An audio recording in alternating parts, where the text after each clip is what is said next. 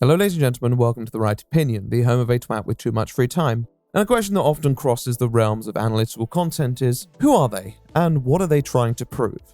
It's a question without a concrete answer and one that will differ from person to person, but a common subconscious one that most people employ in their day-to-day interactions and consumption of media. We want those in our lives who are closer to who they say they are. We want our faves to be as we imagine them. It's a simple formula for peace of mind. One of the spaces where such questions evolved significantly though in the last decade is the internet, which although originating as a disparate space with abstract identities and relationships has become its own ecosystem, with conversations about the sort of characters that we pedestal increasing in prominence with the greater implications in the world around us on show. Consequently, the discussions around systemic roots of these matters then reflect onto these systems themselves. In many instances, social media sites such as Facebook, Twitter, and today's instance, YouTube.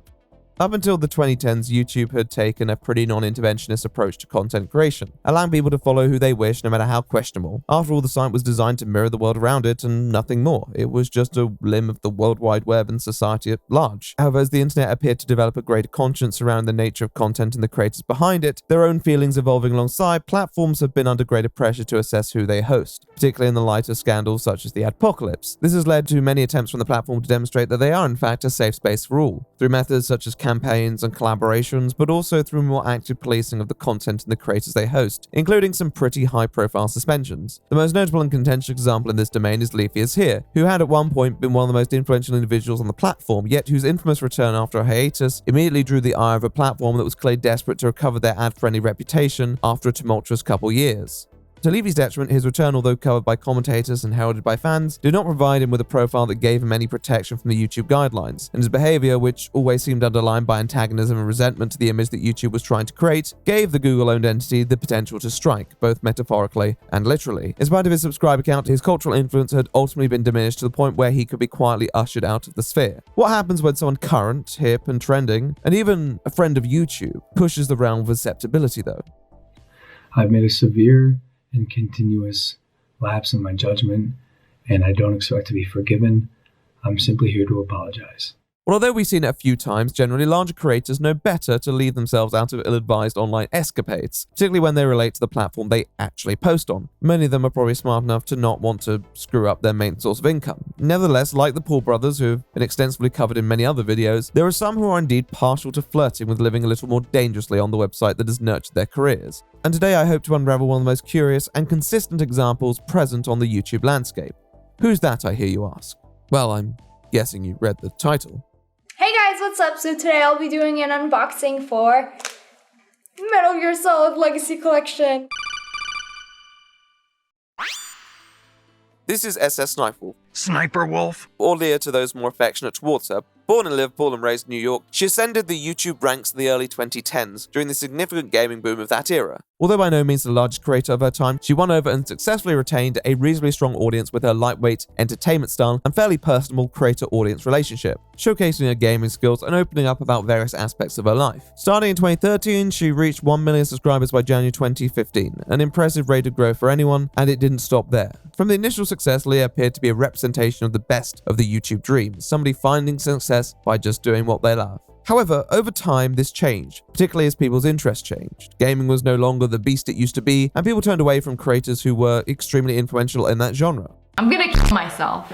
I'm gonna f***ing kill myself! What do you mean you don't put toast in a toaster? Loads of individuals cope with the decline in popularity of certain Let's Play content differently. However, it's hard to pick out too many of them who found an even more successful transition to the content that they make today. Leah, on the other hand, was always a bit of a content chameleon. Although a lack of strong on-screen presence might seem like a hindrance, it also allowed her to integrate her approach into other forms of genre fairly seamlessly, particularly when the genre often provided more than enough content to discuss on its own. After experimenting a little as gaming videos died out, she appeared to settle on reaction content, which was also garnering traction at the time. Needless to say, her channel growth in the years from 2016 to 2023 was nothing short of astonishing, going from around 2.5 million subscribers to over 34 million, making her one of the largest, most commanding creators in the world by numbers. Here it is, the diamond play button. Yet in spite of her impressive statistics over the years, she has become a rather maligned figure for her approach to content creation and her unorthodox attempts at image preservation, with her personal conduct, or dare I say, misconduct, escalating at the end of the year in a clash with one of her most outspoken critics, and a situation that escalated far beyond the professional boundaries that one would come to expect for a creator of her experience.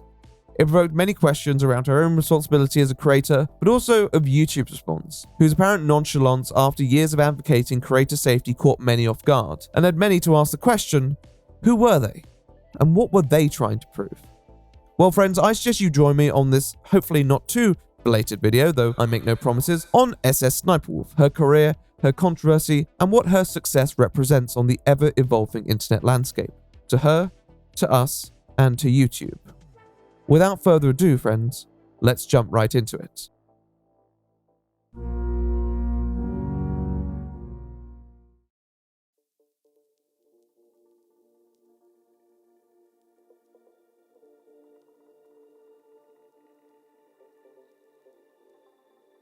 The gaming community. It was fun for its time, but it definitely had a specific audience. Attention, the following video is going to totally kick ass. If you enjoy any of it and or have a large penis, please click the like button below. In the early 2010s in particular, gaming was a community run primarily by males and enjoyed primarily by males. This didn't mean there weren't exceptions to this rule, of course there were, but if you go back you'll see a landscape clearly edged out by a certain type of creator, the loud, brash, at least slightly offensive one who represented a laddish sort of humour.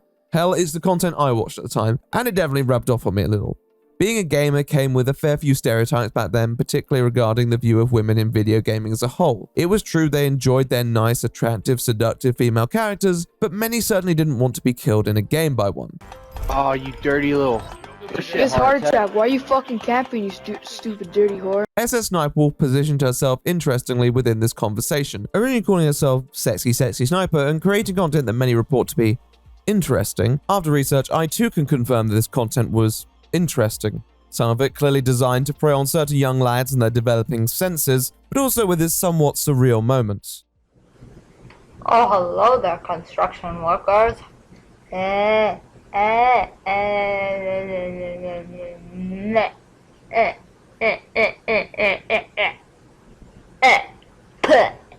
taste ass.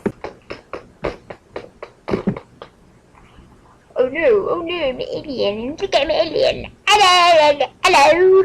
Hello, crumpet tea. However, not too soon after, she started a new channel, rebranded a little and readjusted the focus of her content. It's still quite obvious she knew who she wanted to appeal to, but she also presented herself as quite a passionate female gamer in a male-dominated industry, who certainly wasn't afraid to ruin a noob's life. And to her credit, she didn't do this job too badly, at least in the content that she broadcast. She'd regularly upload videos documenting incredibly high score streaks, and sometimes even the reactions to these, particularly when the guys were not amused that they had been killed by a, dare I say it, female. Look at this stupid girl. I hate you. I was just there, bro. Am I gonna be in the next rage video? I wanna be in a rage video, bro. I can't stand you. Quit! I'm unsubscribing! This allowed content to be created for the lads who may have found her presentation appealing, but also to the females out there who cared less about presentation and more about representation. Although she never appealed to me for reasons that I couldn't possibly speculate over, she cast a broad net for an audience who were receptive to her content. Hey guys, what's up? So today I'm bringing you another 100 plus gameplay, and it's 111-4, kill confirmed on Turbine.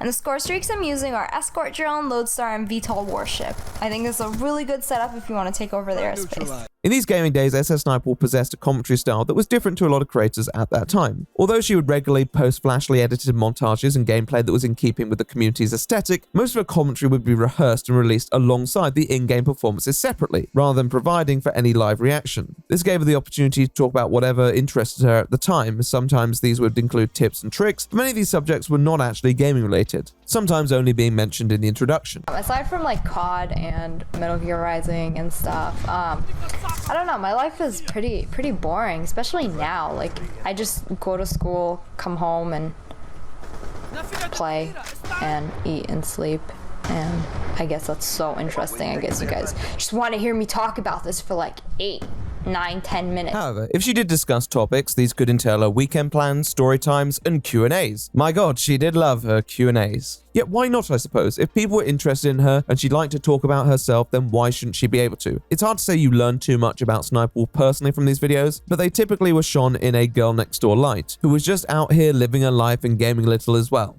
Nevertheless, there was definitely more beneath the surface, and in certain videos you would be privy to this. A couple of you guys have been asking me about this topic ever since I mentioned it in a previous video, so guess what I'm gonna do? I'm gonna tell you guys all about some of the fights I've been in. And by fights, I don't mean like keyboard warrior, screen-to-screen combat. I'm talking about like fist fights, pushing and shoving, pulling of hair.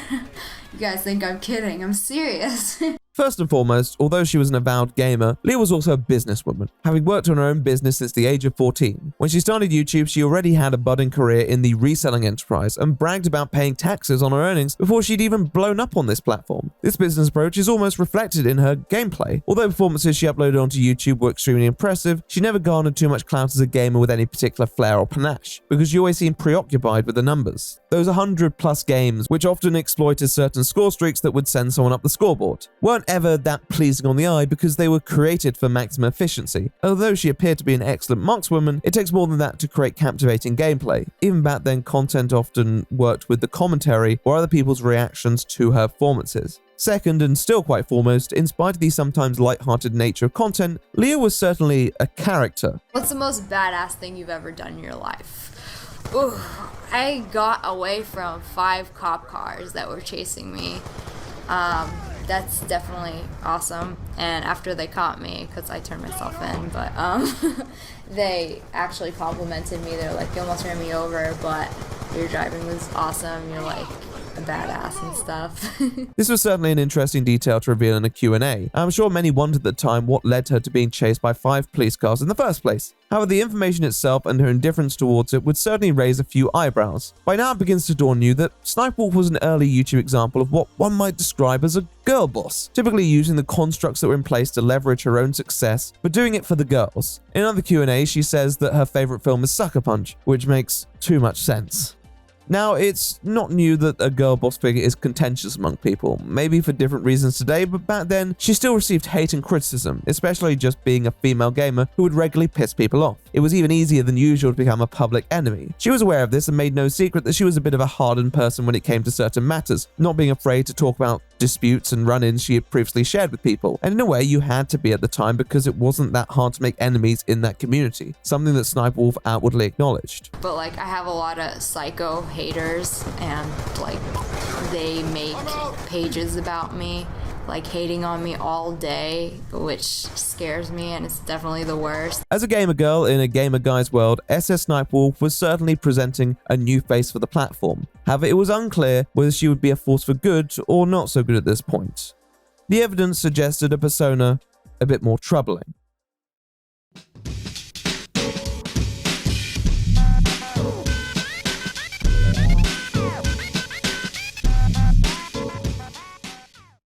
Now, there is a lot of information we can take away from the previous part, but even if you weren't familiar with her in the present, you could see that she was a bit of a provocative figure. Now, there were many who hated her for silly and trivial reasons. I'm sure many of them were just flat out sexist at the time. Many unsubstantiated theories flying around about how a female could never rake up scores so impressive. I'm sure it would have been very belittling to deal with. All the same, it wasn't too hard to see how someone like her could land herself in less than favorable interactions with creators and critics alike. The truth was that most people don't end up in the situations that she regularly described on a regular basis. And some might not have it as bad, but I'm one of those few lucky people who not only has your average trolls or haters, but then I also have the extreme no-life haters. Haters who spend months hoping to try and ruin my life.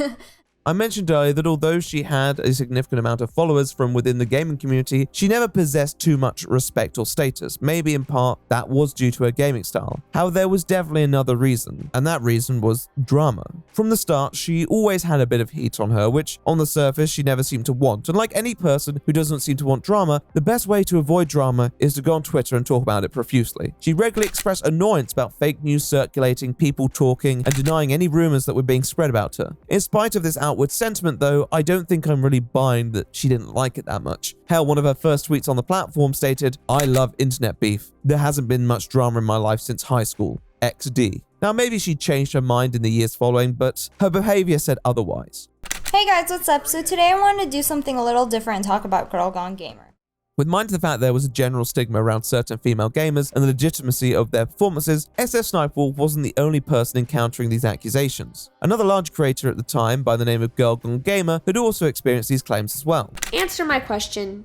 Do you have sexy feet? Can I lick your hair? Please, tell everyone. Are you a virgin? Guys, these perverted comments, they're getting pretty bad. And the funny thing is, I get these on every video. Girl Gone Gamer, also known as Rhea, was a reasonably known name in gaming circles back in the early 2010s. In many ways, she was the predecessor to SSSniperwolf, uploading gameplay videos with commentary over them, but also integrating comedy sketches. However, from the start, she was not well received by many viewers. I don't even have to speculate why here, the reasons were just quite plainly stated in the YouTube comments. For the record, this is a clip of the video that these people were commenting on. Oh, go out and socialize? I'm just really swamped with homework, sorry.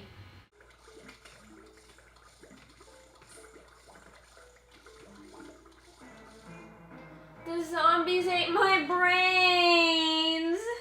It couldn't be more inoffensive if it tried to be, but of course there was no satisfying some people who were completely convinced that she couldn't possibly be a gamer. Why is she trying to relate to them? However, they weren't the only people who were convinced of this. Another figure close to the heart of the story also believed this theory.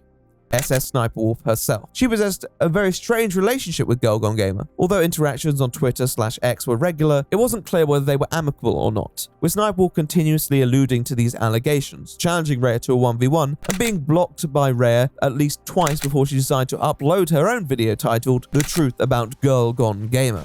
And if my subscribers want something to happen, I want to make it happen for them. And I decided to make this video today because she actually unfollowed me off Twitter and blocked me because I asked for a 1v1 for over a year now, I think.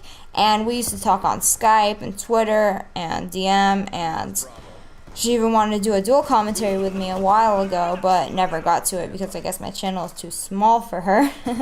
But why would you just block someone that you followed for a year for asking for a friendly 1v1? Like, it doesn't make any sense. Now, these were some pretty strong claims, especially within the gaming community. A creator can only be as authentic as their gameplay. Surely this would need strong evidence to be backed up. What evidence did Sniperwolf produce? And there have been hundreds of comments on my videos about how she's not the one playing, and before you fanboys go crazy and attack me, listen to me. Thousands of her subscribers asked her to do a live commentary, and she ended up doing a live commentary finally, after like 400k, which me and a lot of people knew obviously was fake. And when you speak into a mic on COD, is it perfectly synced? Or does it stay on longer, come on at random moments? Go test it out right now. Hers was perfectly synced, and I have the same headset as her, and let me tell you, I have done live commentaries, live face cams, and my mic is never perfectly synced. Technically I'm a girl, except I have a wiener, so there's that. I like that in a girl. Okay. No, not in my house. In her live commentary, she actually muted everyone who joined. Well, that's fine. You don't want people to think you're weird or anything when you're doing a live commentary. Or because she actually didn't do the commentary, she did it after, when someone else gave her the gameplay. Can't really tell. Okay, here's that one guy who's gonna try to romance the girl and get her Okay, as a friend. Rico Suave, I see you, Rico Suave. Well, the gaming equivalent of someone saying, "Trust me." If anything, claims that were provably false. The video consisted of Sniperwolf seeming extremely irked about the fact that GGG had turned down 1v1 and that she had cut off all communications with Sniperwolf after 1 year of being on very, very friendly terms, and even wanting a collaboration. We have to remember that this isn't the commentary of content. Creators didn't come to videos stacked with receipts, but even with that said, all of what Sniperwolf says in this video is total speculation, and attacking a creator for not doing something. A creator who, need I remind you, at the time had hundreds of thousands more subscribers than Sniperwolf. However, even though she presented no evidence, people's minds were already made up. After all, many doubted GGG's credentials from the start, whether it was based upon anything material or not, despite the fact that SSSniperwolf had an identical style to her.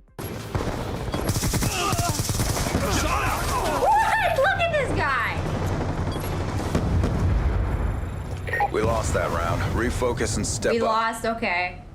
By now, it should be clear that SSSniperwolf wasn't really someone just in this for the funsies, and although she proclaimed to be thoroughly against drama, she seemed to constantly find it around every corner, even enjoying it a little, I dare say. The drama, like all drama, erupted at the time, and Girl Gone Gamer used it and all accompanying harassment to take her leave from a community that had constantly outcast her, rebranding in the months after. This left the door wide open for Sniperwolf to fill her shoes and inevitably claim some of her subscribers. How curious. I think what I find most interesting about this situation in particular is that even if they did play 1v1, it still wouldn't have been that hard to fake if they wanted to. The fact that Ray had turned it down was only really evidence that she didn't want to give SSSniperwolf any coverage. And neither did a lot of people. So this will probably be my last video about GGG. You guys are right. Why should I care if someone is lying to hundreds of thousands of subscribers? It's none of my business. I should just focus on myself, and I will. Yes, soon our sexy sniper would find out that you don't really need to be liked to be known. And in the coming years, SSSniperwolf was going to become one of the prime examples of that axiom.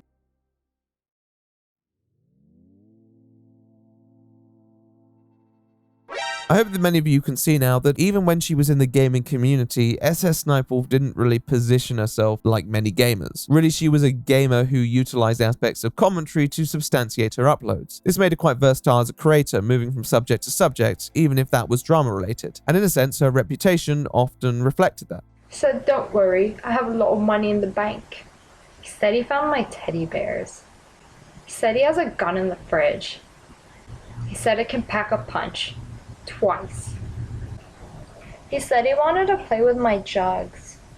He told me how I need a little revive. Although she was vocal on the internet about interacting with certain gamers, the reactions from these creators were often lukewarm at best, and her videos and tweets about these creators came across as rather sycophantic, veiled in a rather transparent masquerade of humor. Maybe part of it was because of her gender, but by this point it seemed there was also an agenda. What could it have been? Well, if we are to take a more cynical standpoint, it's that SSSniperwolf's persona didn't just come across as sycophantic at times, it just was. And that between the friendliness towards some creators and the hostility towards others, there was an agenda to ascend the YouTube ladder, regardless of what genre she used to do it. Eventually, as her channel continued to grow, other creators did begin to actually take notice, and she did acquire collaborations with a variety of prominent names in the gaming community. By this point, however, she was gravitating away from gaming content, at least on her main channel. Back when it was popular, it was obviously the most profitable route to stardom, especially when you're good at the games. But as interest in general shifted away, at least in the domains she specialized in, as a numbers-focused businesswoman, she began to try out a variety of different avenues. It wasn't exactly a difficult transition for a dear Sniperwolf here, who'd always had a penchant for not necessarily placing too much emphasis on the gaming itself. But as she ventured through the genres of commentary, vlogging, story times, challenges, and even behind the scenes content, it was unsure what she was going to settle on. One thing that didn't change though was the fact that she was never too far from the drama.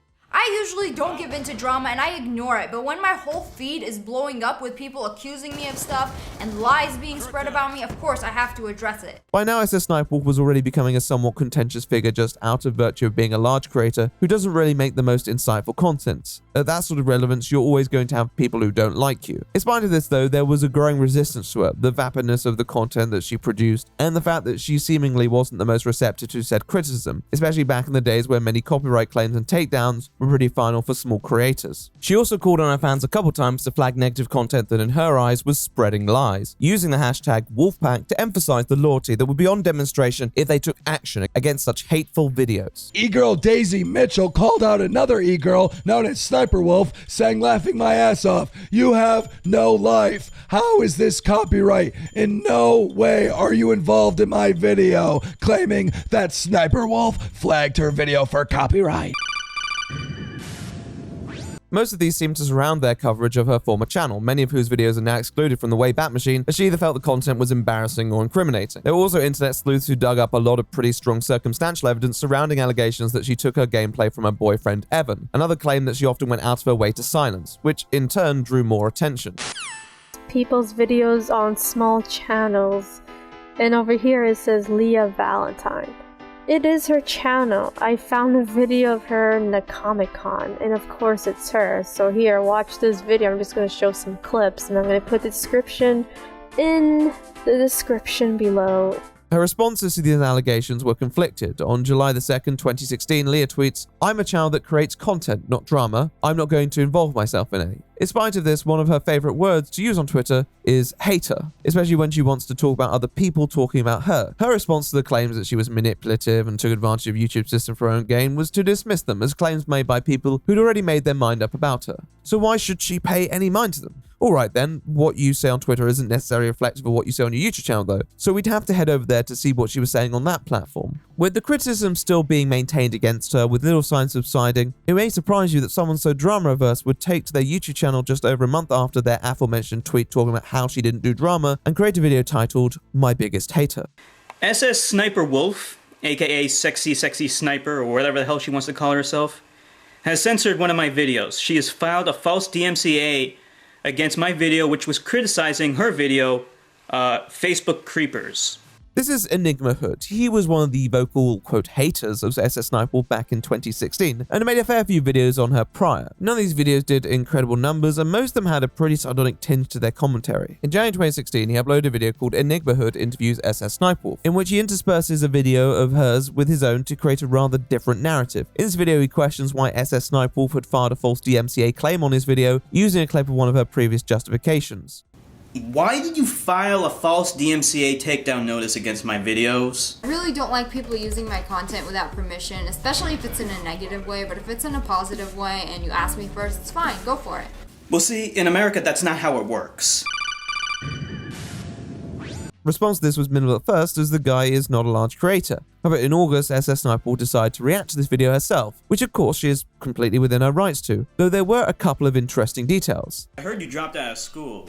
Did you even bother to take the SAT exams? Dude, I hate people like this that are like, oh, you have to go to school to be successful. You're giving me shit for dropping out of school. I did 2 years of college, by the way, and I dropped out because I was making more money than I would if I graduated. The first being that she actually cuts out the part of the video where Enigma Hood talks about copyright, obviously insecure about the image that could be portrayed there, and instead inserts her own narrative about how he just re-uploaded her video, something that is obviously not true. Additionally, at the start of the video, she falsely claims that he's a registered sex offender.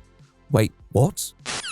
A couple of years ago, he re-uploaded one of my videos, and you can't just take somebody else's content and re-upload it and monetize it. So I filed the copyright claim with YouTube trying to take it down. And in the copyright process, I got his real name, and of course, I googled his name, and it turns out he is a registered sex offender. Yes, you heard that correct. She really just goes right ahead and says that shit with her chest. And of course, when someone says something with that much confidence to their fans, most of them are not going to fact check. Those that did and called her out for it didn't receive much traffic, and SSSniperwolf wasn't going to pay them much mind, once again dismissing anyone who did so as haters. In fact, declaring that her video was so successful that she was going to make plenty more. It's borderline satire in its villainy. In the comment section, she remarked that she would never lie about such information, and when she checked 2 or 3 years ago, it was there.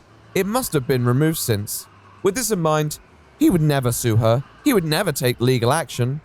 So Enigma Hood filed a lawsuit against Sniperwolf, her husband, and Google, alleging defamation causing monetary and mental harm. It's a pretty valid claim all things considered and was definitely worth being heard at least, but the case was dismissed as the New Jersey court ruled they did not have valid jurisdiction over Leah and her husband, who resided in Arizona. It seems that this time SSSniperwolf had dodged a bullet, and her signs as a creator on YouTube meant there would need to be a much more significant campaign mounted to bring attention to this, which simply did not occur. However, it was indicative of the lengths that SSSniperwolf would go to maintain her public image. If she would flagrantly slander someone like that, what else was she capable of? Snake, are you okay? Snake? Snake!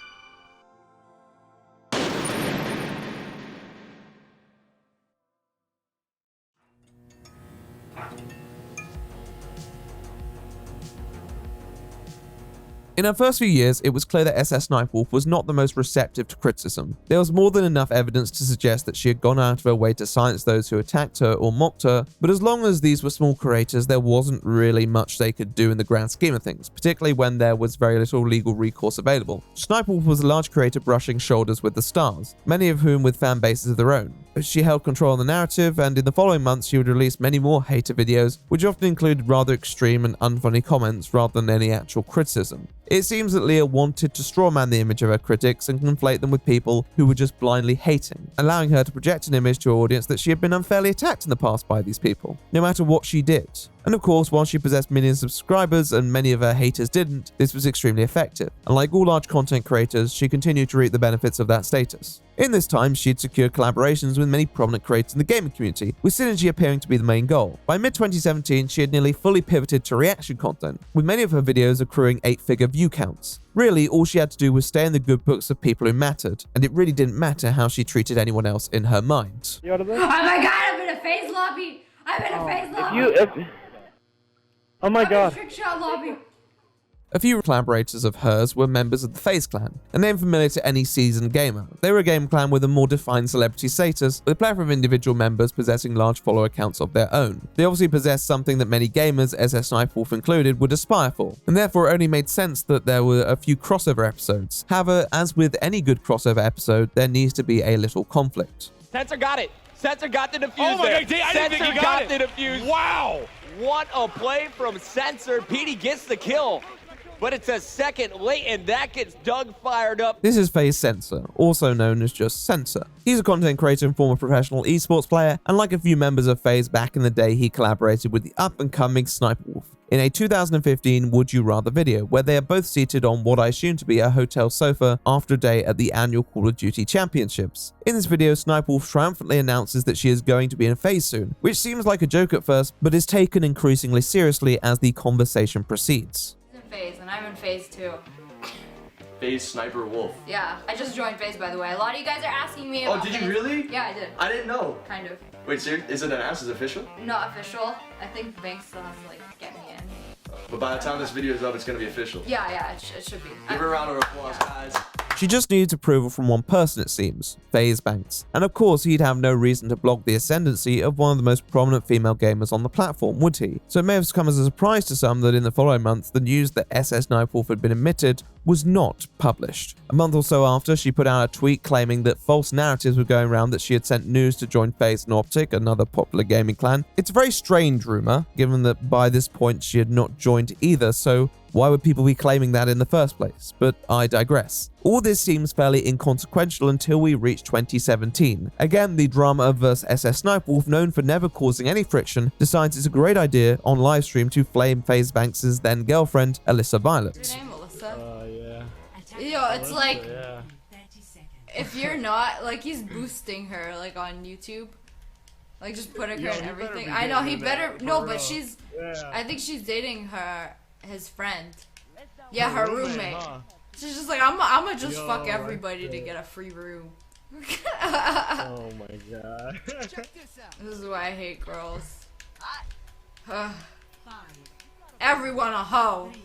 Now look, it's a live stream, not a video, and people say all sorts of stupid shit when they're live. So I don't want to spend too long on this because it's just a painfully poorly informed comment that reeks of prejudice that seems rooted in something else altogether. What could that be? I don't know, but other people had their theories. FaZe Banks caught wind of her comments and didn't take them particularly well, to be honest, sharing some pretty strong words of his own towards her and posting his own DMs of their interactions. Honestly, this doesn't really prove much and just seems a bit quid pro quo when you consider the nature of these messages. But somewhere in between these tweets, there was one tweet that began a chain of events, where Banks tags another one of their creators, Sensor, and asked about the number of times that Sniperwolf had attempted to sleep with him while she had a boyfriend. This was rather sensitive information that probably shouldn't have been published with mind to other parties, but nonetheless, when someone goes low, Sniperwolf goes lower. And she took to Twitter to not just message Sensor about this matter, but to respond to Sensor's girlfriend, Yannick's tweet on the matter claiming that he was actually trying to hook up with her, and again attacking Yannick's appearance. These tweets were so excellent that Sniperwolf decided to make them limited edition, deleting them pretty promptly,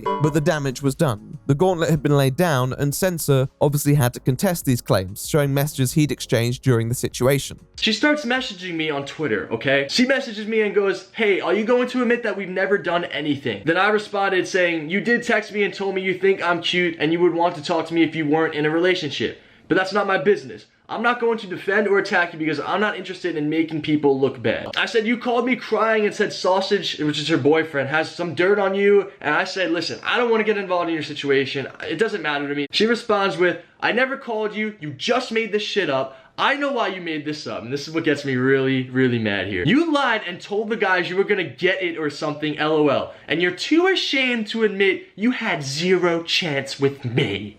This sounds like some like middle school drama right now. Like this is like some The messages don't necessarily say too much, with Senseless stating one thing and Sniperwolf denying it, though I would add that this is already a contradiction on Sniperwolf's end, who, despite saying that Senseless should say that nothing had happened in DMs, had claimed publicly that Senseless had come onto her. Senseless seems genuinely bemused in the video and overall does a pretty good job of conveying his thoughts, while also presenting some evidence of his own.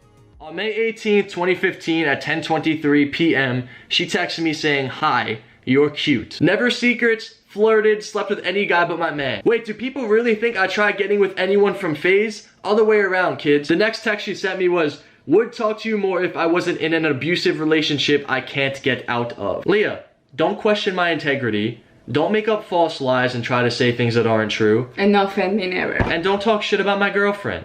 Because this is what happens when you do that. The evidence presented would indeed suggest that Banks was correct in his original claim. Even if it shouldn't have been made public, Senseless seemed to handle the situation with a degree of dignity and shows that Sniperwolf had not been entirely honest. One can't help but feel this was an avoidable situation given that it was rooted in a stream clip that didn't even touch a minute, but SSSniperwolf had proven again that if anyone had a penchant for escalating things, it was her. The person who just wanted to game and avoid all this unnecessary drama. Unlike prior content, these were established creators she was clashing heads with though, and were no longer individuals who could be dismissed as mere haters.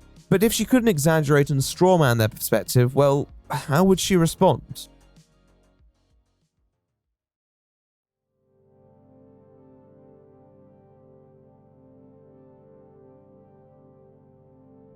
So far, we've established that SSSniperwolf has three pretty common routes to handling drama. There's the first, which is where she files a copyright takedown notice on content in an attempt to keep these people quiet. There's the second, where she dismisses them as haters. And that's kind of followed by the third, where she misrepresents the criticism against her as being blind hate, particularly blind hate motivated by her gender. I'm not prepared to ignore the fact that there were probably a lot of people who did genuinely despise her from her gender alone, but by now this defense was seeming a little flaccid. And none of these responses really work in the situation we're currently talking about. She couldn't ignore it, she couldn't silence a large creator, and although I guess she could misrepresent them, and she definitely tried, it seemed it wasn't working. So on July the 26th, barely a couple days after this situation transpired, she released a statement on Twitter, and what? Okay, so a drunk guy collaborated with a drama channel to make a variety of false claims on Sniperwolf, including many of the ones we've spoken about prior. I'm not exactly sure what relevance his intoxication in this case plays unless he was perpetually drunk. Anyhow, she just drops the truth bomb that she's disproved all of this at some point. Good for her, I guess. And yet, nevertheless, the drama channel persisted and has disseminated these rumors baselessly until they've become accepted by certain circles. Now they're seizing this drama, which is also fabricated, fake conversations, fake texts, fake news, to try and take her down once more. She has been working hard all these years trying to stay out of drama, and these people just continue to attack her and make her life miserable. But unfortunately, FaZe Banks and Censor, who both made advances to her that she rejected because she is a person with standards and now out for blood, all because she made some offhand comment on a private stream with 200 to 300 viewers like all private streams. Yet in spite of all this, she has pressed on. She has hustled from a young age, worked hard, carved out her space in this landscape, and she will continue to do so as long as she can upload content and make people happy. This is the same narrative that she used when she was being criticized in 2015, though back then she overtly names the drama channel as Drama Alert. So it seems that this has been an orchestrated, repeated attack on Sniperwolf's integrity. And then he was drunk tweeting a ton of shit about me and then made up this whole story on Drama Alert, how we used to hook up and how he would even fly to my state and I would cheat on my boyfriend with him and how we have a sex tape. And he said, I don't get my gameplays. It really does bring a tear to your eye. Anyhow, Censor uploaded a response taking his entire PC to the Verizon store to prove the texts weren't fake. I really don't know what else I can do to show that this is a real text message. I mean, we're not cutting this at all. I'm moving my fingers around, and you guys could tell there's people talking in the background. I'm not editing anything. I'm even going to show you that I can't edit these text messages and why I would even save these text messages for this situation. It just so happens that I backed up my phone when I had these text messages from her in the past. So here you guys go. This is the same exact text message. May 11th, 2015 at 12:48 a.m. Sounds good. This was a week before, May 18th. Hi, you're cute. Would talk to you more if I wasn't in an abusive relationship I can't get out of. So when I saw abusive relationship, I thought this was a serious problem. I instantly said, after I scrimmed with my team, call me. And we talked on the phone and she cried to me. As you guys could tell, I can't change anything in this system. I can't do anything at all. I could even show you my other text messages with other people. But I'm going to show you guys again that this is her. 1 second. We're going to scroll down She said, so Gamma is flying me to do a shoot in New York at the end of the month. This is in April. This also shows that it's her because she DM'd Banks saying that she was going to do a shoot with Gamma at the end of the month when she texted him in DMs. I mean, look, Sniperwolf achieved something in turning an avowed anti-drama gaming creator into a committed hater to the point where he hauls his full PC out to a store to prove a point.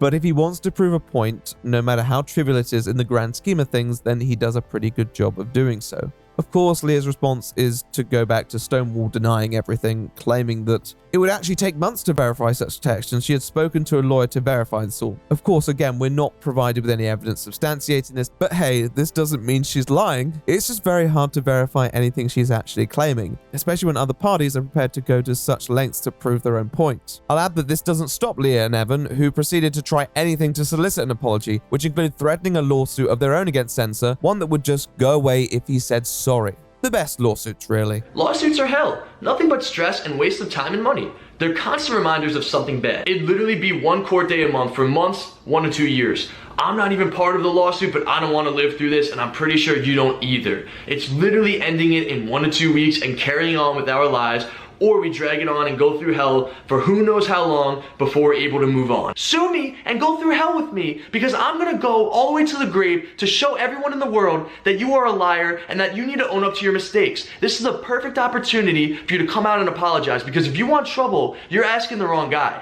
I will put you through trouble, and I will prove that you are wrong. However, she did 180 on one matter, that being her Alyssa Violet comments. She offers an apology over Twitter, which probably would have resolved this all much more quickly if it had been her first decision. Alas, by now, it was a bit too little too late, and Censor had already began uploading his video. And other classic items were being posted by people who were not prepared to accept her apology, including this one by Banks, which supposedly shows her being fairly judgmental to a variety of other females. It's really hard for me to say why this all occurred in the first place, as Leah said herself she was having one of her most successful months on YouTube, and her new pivot to reaction content was serving her very well. If she just ignored the tweets, they probably would have gone away. Yet the wolf in Leah had to say something, or a lot of things at that. I think the problem is with this drama, particularly her longer response, was that maybe you can successfully portray a lone actor as bad faith. The problem is when that list increases, it becomes harder and harder to frame it all that way before it just sounds like a conspiracy theory. And that's what Sniperwolf's response felt like, a conspiracy theory designed to desperately put all these pieces of a puzzle together and lump in these large established creators with far smaller ones who they probably have never even heard of in some grand plot to depose her. Depose her from what? People only have so much time in the day. I'm sure the Matrix has more important affairs to attend to than this. There's been multiple allegations against Leah, aka Sniperwolf, for lying in the past, and it's just been a history with her, and history always repeats itself. And now, not only did she lie about these texts, she lied to me in the private messages in the past. And then after we made the video yesterday, she even went as far to lie to her fans and to everyone else that's watching on social media, lied to us, didn't apologize. And you know, at this point, I'm not even mad anymore. I'm just so disappointed. Like, it's just wrong. Let's be fair here. I don't think Leah's story is completely fabricated. The drunk guy in reference is former gaming creator Troll Munchies, and the drama channel is Drama Alert. An interview did occur in which he claimed to have had sex with her, and he seems to have struggled with legal troubles past and present. Although it's hard to trace the interview now as it was removed in 2017, there is a page saved that confirms this. With all that said, where is the connection to this? We have absolutely no clue why their claims are taken so seriously when they're not even referred to in the present drama. In a way, a lot of the prejudices that existed against Sniperwolf seem more born out of timely public sentiment, regardless of whether there was any basis to these opinions, criticisms, and, dare I say it, hate. Not once does Censor or even Banks in his vocal vitriol state that Sniperwolf has been faking gameplay. It almost seems like Leah is trying to cover for claims that haven't been made yet. What's also strange is that, to be frank, Leah wasn't even a gaming channel at this point. She typically gamed when she streamed, but that was about it. So all this talk about preserving her gaming image and integrity didn't really reflect the environment she operated in. She didn't possess much respect. And again, what does that have to do with the situation at hand? In many ways, the drama left Leah in a far worse place than she was before. It seems that over those past couple years, she'd pissed off a significant proportion of the community who'd previously worked with her, collaborated with her, even looked up to her. Her outburst here just seemed to be a significant self-flagellation for very little gain. Sure, her devoted fans may believe her, but they probably would have believed her regardless of what she said. and they probably would have forgotten it as quickly too. All this left behind was a situation that seemed to reveal some of Leah's greatest insecurities about her career and the validity of it all. 5 years into her career, and SSSniperwolf appeared to be experiencing considerable success statistically, more than she had ever experienced before. But on social media and behind the scenes, it didn't all feel like sunshine and rainbows, as she lost the faith of people who had previously worked and socialized with her. However, there was one new friend that she appeared to be making, and that was the big play button upstairs. What's up, guys? Today we are here at the YouTube space in London. Let's talk about that then.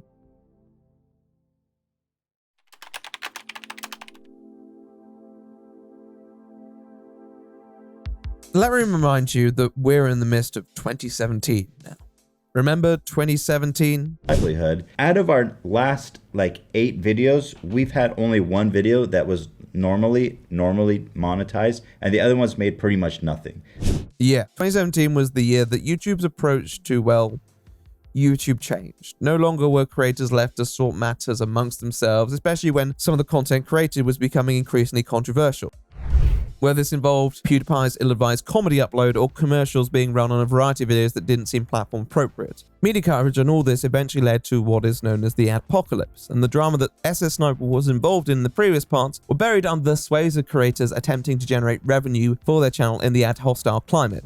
Changing. YouTube did throw it out into the world that videos could now be categorized as sexually suggestive, sensational and shocking, point out that there's profanity and rough language, and they would allow advertisers to opt out of certain tiers of that content. The apocalypse compelled YouTube to reevaluate their image as a platform and implement more regulations to prevent a repeat of the incidents that had occurred over that year. Many of these implementations included tangible policy, such as stricter community guidelines and monetization protocol. However, on a more abstract level, YouTube were under pressure to foster an atmosphere that felt more palatable to the tastes of advertisers and wider audiences alike, which at the time was certainly a challenge. Some of the most influential creators at this time were highly opinionated, critical, and occasionally quite negative, not to mention the huge amount of political content that held a significant portion of viewership at the time. Most of this was not content that YouTube wanted to promote, especially as a reflection of themselves, and throughout the year it seemed that they were restructuring their algorithm to avoid promoting such content. They wanted to be perceived as the progressive, inclusive, family-friendly platform for all to enjoy. At the same time, they couldn't stop people from being interested in certain genres, and the truth was that at the time, reaction content and commentary took up a reasonable market share. They needed to promote creators who were not going to draw that same level of controversy, and well, there was definitely one person who fit that bill very well. So if not someone like Leafy, who was it? What's up, guys? Today we are reading texts from parents. If you guys want to see more of these videos, make sure you leave a like. Although her public image was under scrutiny on some social media platforms, SSSniperwolf's channel remained largely unscathed by the situation with censor and banks, only losing a few thousand subscribers at the time, which meant very little to a then 6 million subscriber channel, and she continued to upload on there without any public acknowledgement of the drama that had transpired over the past few days. By this point, Sniperwolf's channel had largely transformed into a reaction content mill that took popular videos and posts from other platforms and provided some additional commentary. Another 2017 event that is probably important to mention here is the Hoss vs. Klein lawsuit that was resolved in August. Although creators came down the side of reaction channel H3H3, it definitely made YouTube more sensitive to these matters. In many ways, it feels like Leah's content could be more on a front to copyright, but it was apparent the real reason that H3H3 was sued was because Hoss was upset about character inferences Ethan made in his content that specifically targeted him. SSSniperwolf would seldom ever do that, moving from video to video very quickly, and certainly not giving any of these people any attention, and therefore it made her content even easier to promote. Y'all, are you single? No, I'm plural. I meant, are you free this Friday? No, I'm expensive. Are you free this Friday? I'm expensive. Okay. Oh, sorry. I didn't know you were a hooker. This content was, in my opinion at least, as bland as it came, but it was also largely inoffensive, and in a time where offensive content was the talk of the town, SSSniperwolf's videos conceptually served as YouTube's antidote to that narrative. YouTube had been cozying up Sniperwolf in the past year or so, sending her a couple gifts, including a very cute yearbook and a hoodie in the midst of the PewDiePie scandal. They also invited her to the YouTube space in London before giving her a tour. It wasn't hard to see why conceptually they'd like her. She had a diverse background, a presentable format, and videos that didn't seem to possess a personality that would provoke strong reactions or irrational behavior. media. Very few people were going to watch an SSSniperwolf video, particularly in our current era, and be upset by it. All in all, it was a marketable formula. With the drama, some might question how much she really fit YouTube's mold as an unproblematic queen at that point. However, given that YouTube were having a far worse year than her, it only seemed to serve as further reason why her content was needed. And after a couple months of slower growth, in October 2017, her channel began to seriously pick up again. And it seemed YouTube were pretty pleased with this as well. First recognized her input by featuring her in the 2017 Rewind, a video which, despite being rather clunky and bloated, was again an appeal to the good-natured aspect of creativity and the accessibility for all. Example appearance was rather brief, but in a video around that time she contested that she was meant to have a more prominent role but couldn't find time, which, although I take with a pinch of salt, still said she was on YouTube's radar. Another thing I wanted to talk about, I've been keeping this secret for a very long time. I'm in a YouTube Red show that's going to come out very soon, so be excited. I can't talk about it yet. Not too long after came further collaboration, when she was invited to appear on the YouTube Red series Ultimate Expedition. Now, we know that this was in the works from 2017 because she briefly mentions it when talking about Rewind. I was in the back. I wasn't up front, but I mean, I'm going at my own pace. I'm taking my time, both of us. This show was released at the start of 2018, where she featured alongside figures such as the USC fighter Chuck Liddell and notable Jackass cast member Steve O, with the task of scaling the nearly 20,000 foot tall mountain Tokirahu. I don't think there's anything too notable to add about this other than it once again seemed to represent the strengthening relationship between SSSniperwolf and YouTube. These were not invitations that they just extended to anyone, and ones that they were known to occasionally rescind as well. It all said one thing, that this was a person whose career they wanted to foster. It seems that YouTube's dire straits had caused them to lend their support to channels that on surface seemed harmless in the content creation sphere. With SSSniperwolf, they found someone who was simultaneously harmless but also toxic. Could they send her in the right direction? About that. Did any of you guys know that recently SSSniperwolf has landed herself in a bit of drama? Crazy, right? This is news to me. The recent buzz around SSSniperwolf highlights how media bias can distort our perception of influencers, often overshadowing the full picture. If only you had a way to read all stories at once to gather the full picture. That's where Ground News comes in. This app aggregates from over 50,000 sources worldwide, letting you compare how different news outlets cover the same story, with analysis backed up with ratings from independent sources. And there I was thinking SSSniperwolf was a wonderful person. Thanks, Ground News. How about another example, because I haven't made it clear enough yet. A recent story about a hostage situation with over 300 articles published. However, maybe you're wondering which article focuses on those being held against their will, or what difference between coverage on the right and left wing is. The right and center seem to focus more on the resolution, whereas this left-wing source may imply that it's not quite resolved yet, and residual tension remains. On the page, to the right of the headline, Ground News provides visual breakdowns of political bias, factuality, and ownership, all to help you better understand the news you're consuming. Here you can see 52% of the stories were broken by outlets owned by media conglomerates. Wow, with this information, the potential is endless. Ground News also has a blind spot feed to highlight stories one might miss and lets you follow specific topics for a well-rounded view. Additionally, you can follow specific topics that interest you, such as arts and entertainment, opinion pieces, or international politics. I, the right opinion, hereby enthusiastically endorse Ground News. If you're looking for an established title that can better help you raid the media spectrum, then I can't really think of another brand to name. As long as the immortal jellyfish's heart is beating, I believe in their project and vision. Go to https://ground.news/the-right-opinion, scan the QR code or use the link in the description below to subscribe and get 40% off the Vantage plan. Ground News is doing important work. Check them out. It's worth every last British sixpence in circulation right now.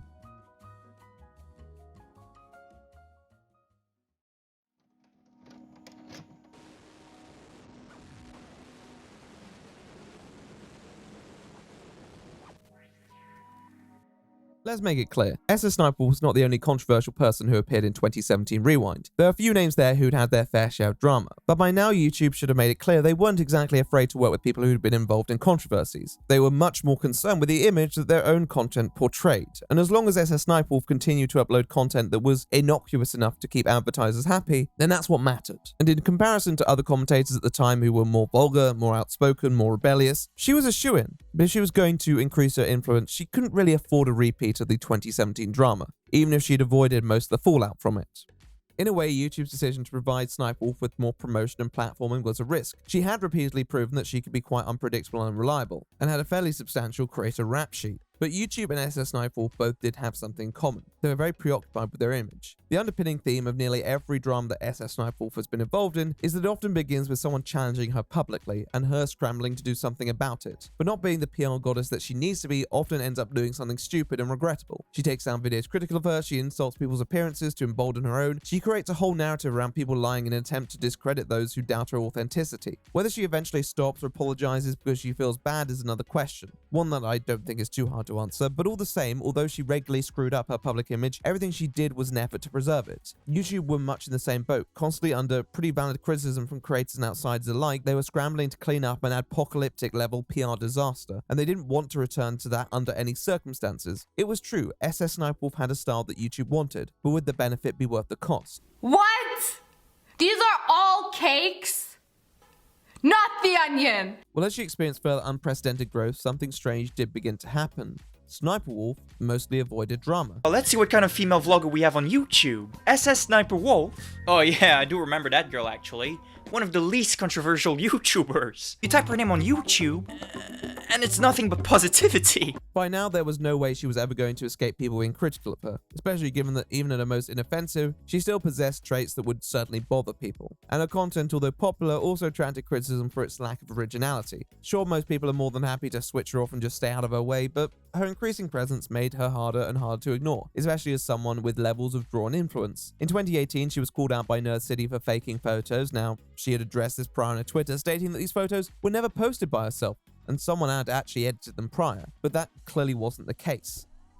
Just look at these absolute disasters. The few people that I've shown these two photos to, the first thing they say is, why does she look like a cartoon?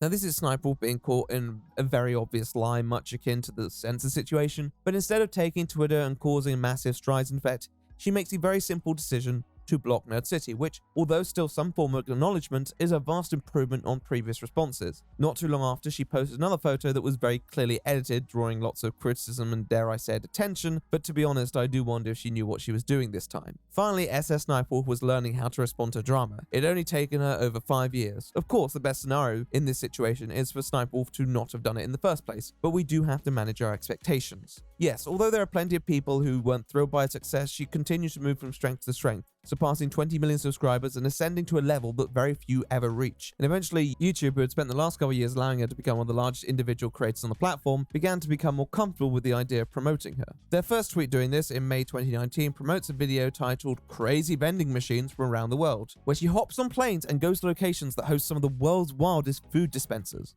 No, I'm just fucking with you. She reacts to photos of them, acts surprised, asks why the US doesn't have them, etc. You know the drill. Man. They put them in a slushy cup and then just pop those bad boys in? This is a little weird, but it is very much a thing. I love how they even sell seasoning with them. I can't really say there was any reason from YouTube to promote this video in particular. It provides very little unique insight, and although Bit's performance is certainly decent, it wasn't anything out of the ordinary for Sniperwolf. Other people couldn't see much of a reason either, including Nerd City, who once again criticized YouTube for promoting Sniperwolf given her abject lack of originality when there were more than enough creators producing high-effort content. Hell, Nerd City himself was known for very high production values and incisive narratives against many larger creators. But that was the problem. Although it may not be particularly hard to establish the more original and innovative content creator out of these two, one of these people was outspoken in their criticism against YouTube and creators in their videos, and one wasn't. And for YouTube, that was a no-brainer. They didn't want civil war. They wanted creators who were going to hold hands and sing Kumbaya no matter what they were wielding behind their smiles. And going into the early 2020s, although SSSniperwolf would be subject to continued criticism for alleged public and private conduct, including a situation where she allegedly ghosted a dying child, I mean, is there really anything else to say about that?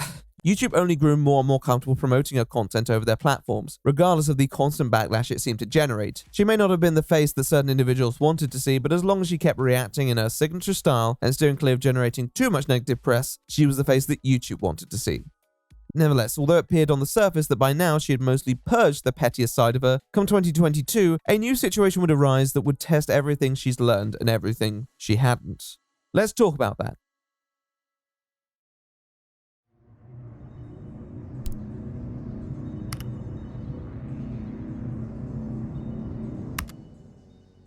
Reaction content has had a rocky relationship with the rest of YouTube. Can you split or roll your tongue? Perform a reverse T? Flip your tongue 180 degrees or make shapes like a spaceship or cloverleaf? These strange manipulations of our most malleable organ are a pretty neat party trick. I'm pretty sure Tony Hawk did them before picking up his first skateboard. Really? These all require muscle control and tongue dexterity. Some claim that they're genetic traits, though this is heavily debated. After it started garnering traction in around the mid-2010s, it began to be called out for the lack of transformative commentary it often provided. Those who were active in those years will probably remember the rather notorious commentator Jinx, who became the subject of iDubbbz's first content cop, a man whose reactions were, to be frank, not the most substantive. Basically, reaction channels can do anything they want, and people are going to come to see, you know, their personality or their reactions to things. I really like the subtext there. They're coming to see the personality or the reactions to things. They're not coming to see the video at all. Pfft, no, that's not even part of the puzzle. If the video wasn't there at all, everyone would still tune in. That's why my personality channel is just fucking booming. Where I give you my take on politics. Yeah, go check out the Jinx Politics channel. After this sort of content began to lose steam towards the end of the decade, criticism similarly faded away, and most people moved on. However, come the 2020s, that began to change again, particularly with more attention being drawn towards Twitch streamers, many of whom practiced an approach at least somewhat similar to creators like Jinx, where videos would sometimes play or even be left playing, while said streamers offer very little insight or even go AFK. Merged into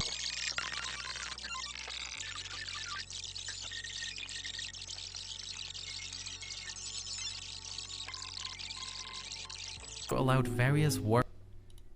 Do not post this to YouTube for the lack of react. This sparked up a new debate on fair use as well, because many of these streamers often use content produced by creators with less of a following, causing concern they may actually be costing said creators views and revenue. Now, fair use is and always will be a prickly topic, and whether something is transformative should always be determined on a case-by-case basis. Nevertheless, although SSSniperwolf wasn't part of this immediate debate, her videos, which had always been subject to some scrutiny, could definitely be encompassed by this criticism. The only reason I think she had mostly avoided falling in this umbrella was because she did often talk a lot in her videos, but how much of it was actual valuable commentary was debatable.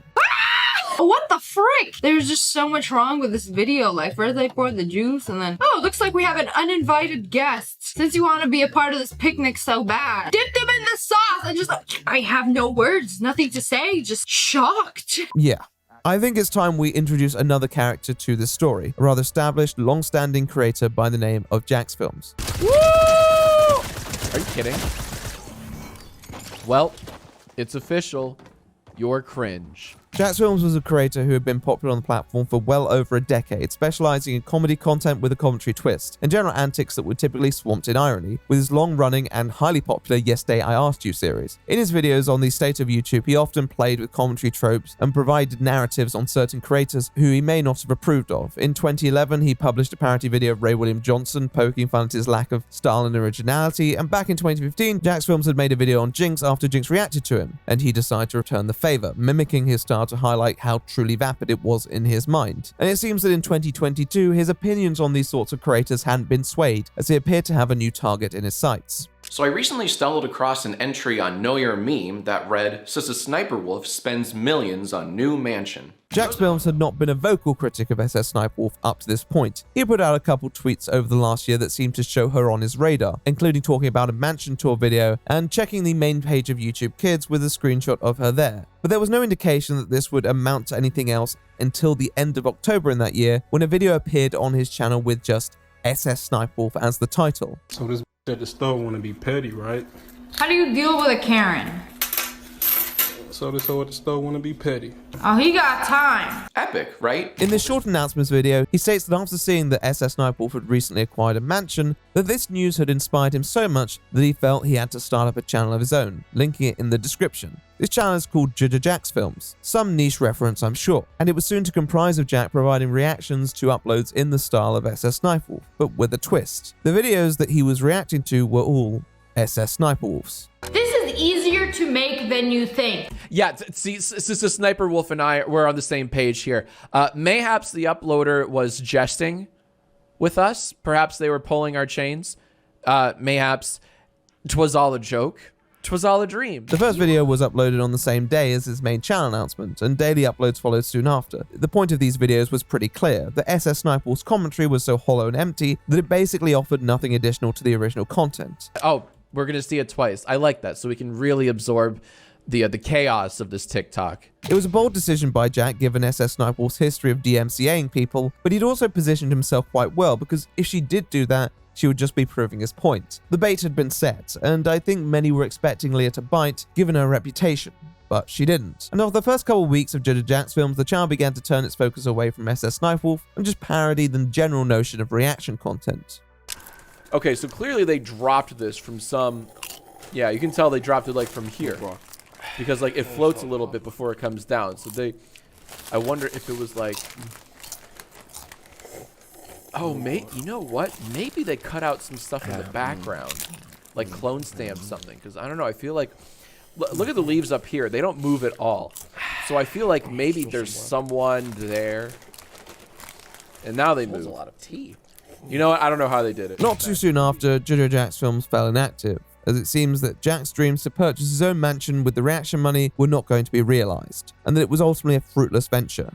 SSSniperwolf continued to upload reaction videos on her channel, seemingly unfazed by the criticism being implied through this content. And for creators like Jack, I can imagine such content was quite soul-destroying to do on a daily basis. As reimbursement for his work, he received a silver play button from YouTube, alongside a jovial congratulations from them on Twitter. As a funny little bit though, although it hadn't ascended to the heights that he may have hoped for, it provided its entertainment to his fans and commentary on a topic that many likely appreciated. And everyone went their separate ways. Oh wait, that's not how it went at all.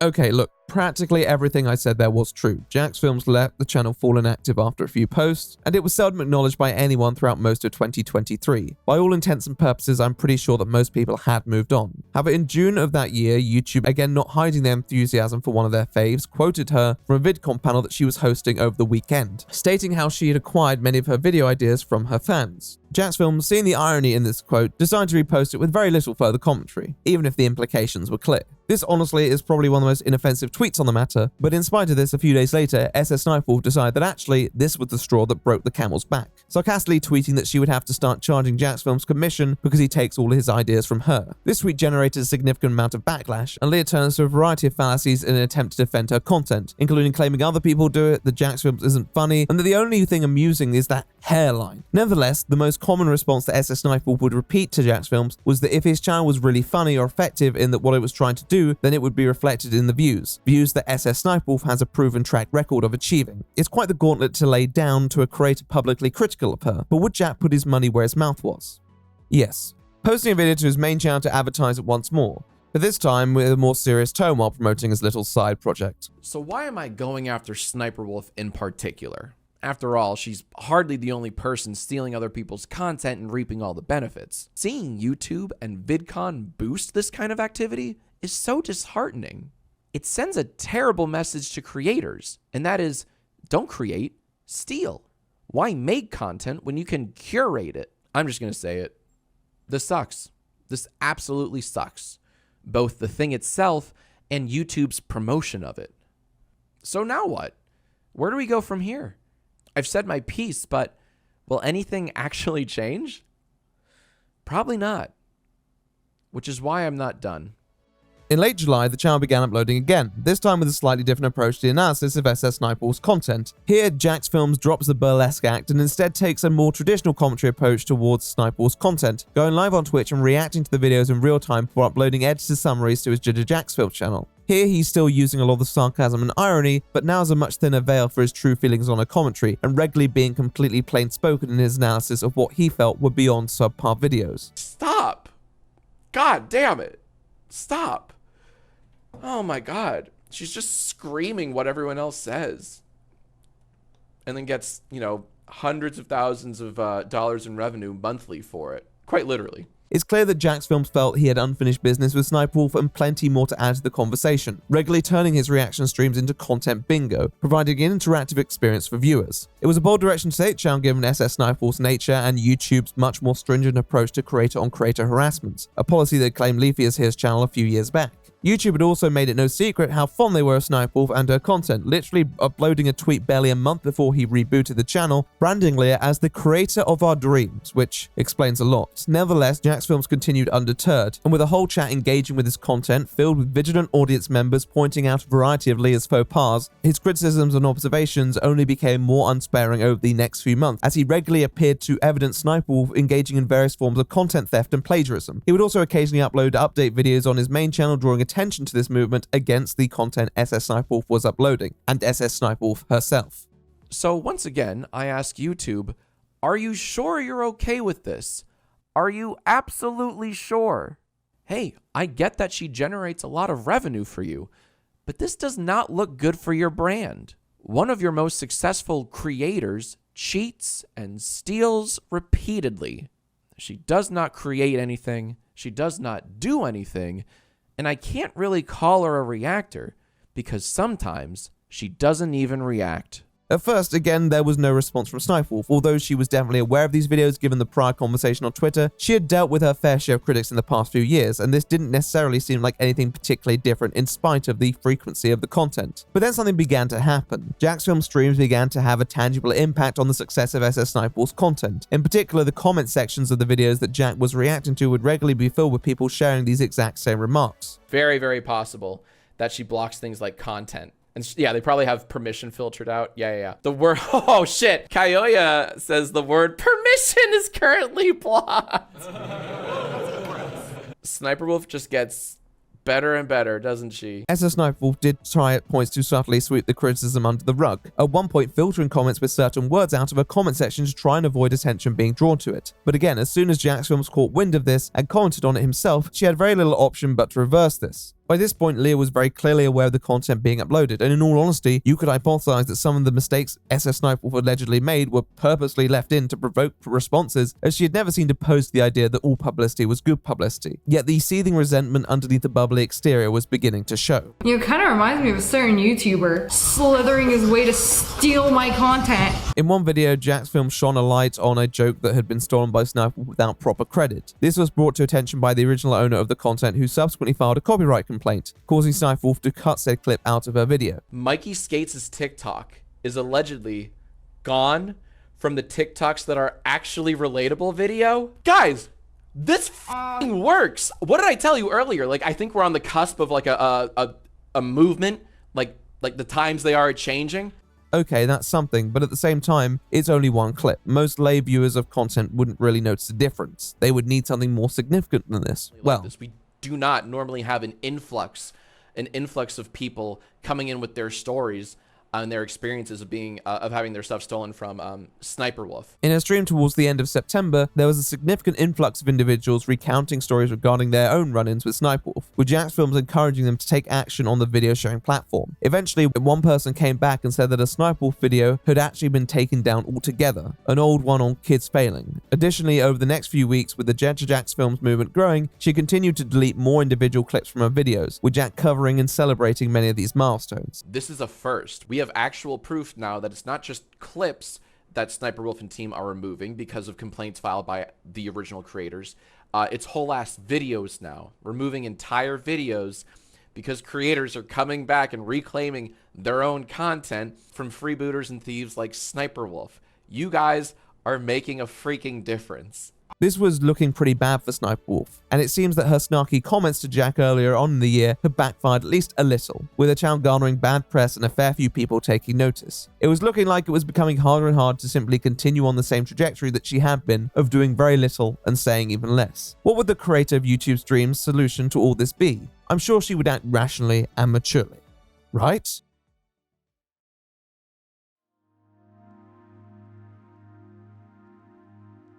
My point is, this is no longer some theoretical movement. This is happening now. Content thieves like Sniperwolf will have to rethink their entire strategy if the original creators keep calling them out and keep claiming their original content. As we made our way into October 2023, it was clear that Jack's Films campaign against Sniperwolf's content was continuing to make inroads. You may not be able to tell by watching the videos because Sniperwolf's content very rarely deviated from its formula. But with clips continuing to be claimed by the owners, content being deleted by a titular YouTuber, and coverage being provided by Jack on his streams, it seemed like Leah's production line was being significantly disrupted. On the 13th of October, Jack uploaded another stream highlights video that documented and celebrated the continued removal of clips from her channel. Although many of these clips are old and some on videos that probably didn't receive too much traffic, they did send a message and set a precedent that could be followed through in the present day. Yes, good news. One of the people I contacted informed her company and filed the claim, and now her TikTok is gone. It always be like It works, it works, it works. It really felt at this point Jack's Films campaign was unstoppable, and that it would take divine intervention to halt its momentum. What we received was an intervention, though maybe not so divine. This guy's entire channel is just me. Every single video for the past few months has been about me. And it's just like shitting on me. And then his streams, this dude is just like low-key harassing me. Like, should I get a restraining order? On October 13th, the same day, SSSniperwolf posted a poll on her Instagram story asking viewers if she should pay Jack a visit, as the shoot she was attending was only 5 minutes from his house. This was already an interesting question and provokes a variety of musings as to where she acquired this information and why she was using it in such a way. It had a distinctly ominous tone to it. I can't confirm the outcome of this poll, but regardless, she then proceeded to go to Jack's house and upload this to her Instagram story, with a full video providing commentary. Alright, right in front of your house. Come out and talk to me. He has food outside, so he should be out any minute now to pick it up. It's ice cream as well. It's ice cream. I just want to talk. There was no censoring, no ambiguity. This was, as far as anyone knew, just Jack's house, posted onto a public Instagram. It was doxing. Jack, who was streaming at the time, upon hearing this, ended the stream quite promptly and did not go outside to confront Leah, instead taking to Twitter to post about this incident, explaining what had just occurred and calling on YouTube to act, stating that they should at least be demonetizing her or removing her from the platform altogether. YouTube did not respond, but Leah did, deleting her Instagram video but also defending it, stating that he was defaming her by claiming she had doxed him as he had posted his address on Google, and all she was doing was following up on that information. A back and forth then proceeded for the remainder of the night, with both creators making the case that the other had been harassing them. Sniperwolf seeming to imply that this was just the natural outcome of a month-long campaign by Jack to attack her channel, and that he brought this on himself. Jack obviously wasn't tolerating this and responded quite fiercely, stating this was one step too far. He followed up on this with a video on his main channel, one that for the first time in a long time was completely serious. In my 17 years on YouTube, I've never once had someone come to my home and vaguely threaten me. Sniperwolf needs to be deplatformed. In this exact moment, she turned from a mere content thief to someone who doxes and stalks her critics. It's hard to really watch a video from Jack's Films where there isn't any innuendo or subtext, but his deadpan delivery makes it clear that there is no other way to interpret what he is saying right now. Jack states that this behavior had taken SSSniperwolf to the next level, that she wasn't just stealing content anymore, she was actively going out of her way to endanger someone who dared to raise a finger against her content. He then repeats what he had said the night before on Twitter, that YouTube needs to step in and take action against Sniperwolf for this behavior, expressing concern for the greater implications if nothing is done about this. YouTube needs to step in and take action. If this goes unpunished, then it sets a terrifying precedent that you can dox and stalk your critics so long as you have a big YouTube audience. If she truly wanted to talk with me, she could have done so through many other means. But there's one thing you don't do. You do not show up at someone's house. That's simply a line you do not cross. He also responds to the claims that he had been harassing her, elaborating on the difference between what he believed to be just criticism and unjust persecution. In my videos on Jack's Films, I've been critiquing her non-transformative commentary, I point out cases of content theft and freebooting, and I credit the creators she steals from. I've been critical of her content, but that does not equate to harassment. What is harassment is coming to our home, sharing it for millions to see, and taunting me to come out. It was quite shocking how quickly this has escalated. As a YouTuber with an excess of 30 million subscribers, SSSniperwolf possessed plenty of options and resources regarding making a response or actually reaching out to discuss this with Jack. Her decision to show up at his house was intentional and premeditated. Her half-assed poll, a basic attempt to pass off responsibility onto her audience. It showed that she hadn't changed from the days where she felt free to make copyright claims or just flagrantly lie about others who objected to her content. Of course, such behavior wouldn't have worked with another large creator, much like it failed with FaZe Censor earlier, so she just had to up the stakes with a clear, tangible threat. It's hard to really see this any other way. If any overzealous fans of hers had seen this and received the wrong idea, it could have very seriously spiraled into something much more malicious. Surely, Leah considered that. Maybe she did, maybe she didn't, but it demonstrated that she never really seemed concerned about how much power she should exercise as a large creator whose words and actions held weight, much more how much power she could exercise. In her mind, this was the means to the end of the persistent criticism that she had faced from a prominent detractor who was attacking her income, and the ends justified those means. The following day, Sniperwolf was herself, completely over the incident, clearly amused by it, posting jokes on her Instagram stories about last night's antics. But Jack was still very clearly shaken and riled up about how this had all transpired, and what it could mean for him and his wife, who seemed to be experiencing a serious lack of security in their own home. However, with this experience and serious safety concerns surrounding this incident, there was one more party who had a lot to ponder.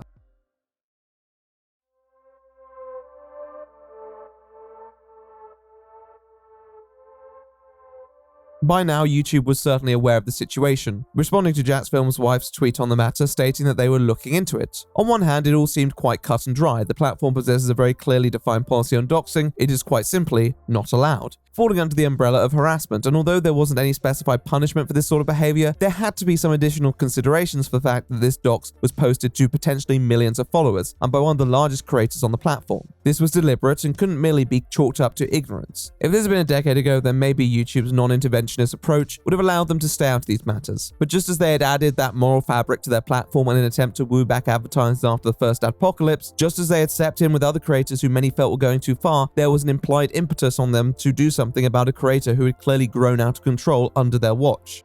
Sniperwolf wasn't just anyone though, she was the creator of YouTube's dreams, and yet she had manifested a potential nightmare. YouTube had spent the last few years promoting their golden girl on social media accounts only for her to turn that image for the desire to intimidate one vocal critic. Many had warned them about her continuously documented bad behavior and apparent refusal to change. YouTube had ignored it in favor of what they believed to be the most marketable content. If this spiraled out of control, they could have another PR disaster on their hands. And as coverage picked up online, many creators waded into the matter as well, piling pressure on YouTube to actually do something and warning of the president that inaction could set. A petition was set up calling on YouTube to at least demonetize Leah's channel, acquiring over 30,000 signatures. It seemed that this matter was not going away anytime soon. This guy has a family. He has his own life. So whenever she pulls up, she doesn't just put him in danger. This is his family, his wife, other people in his life that are being put in danger because of her.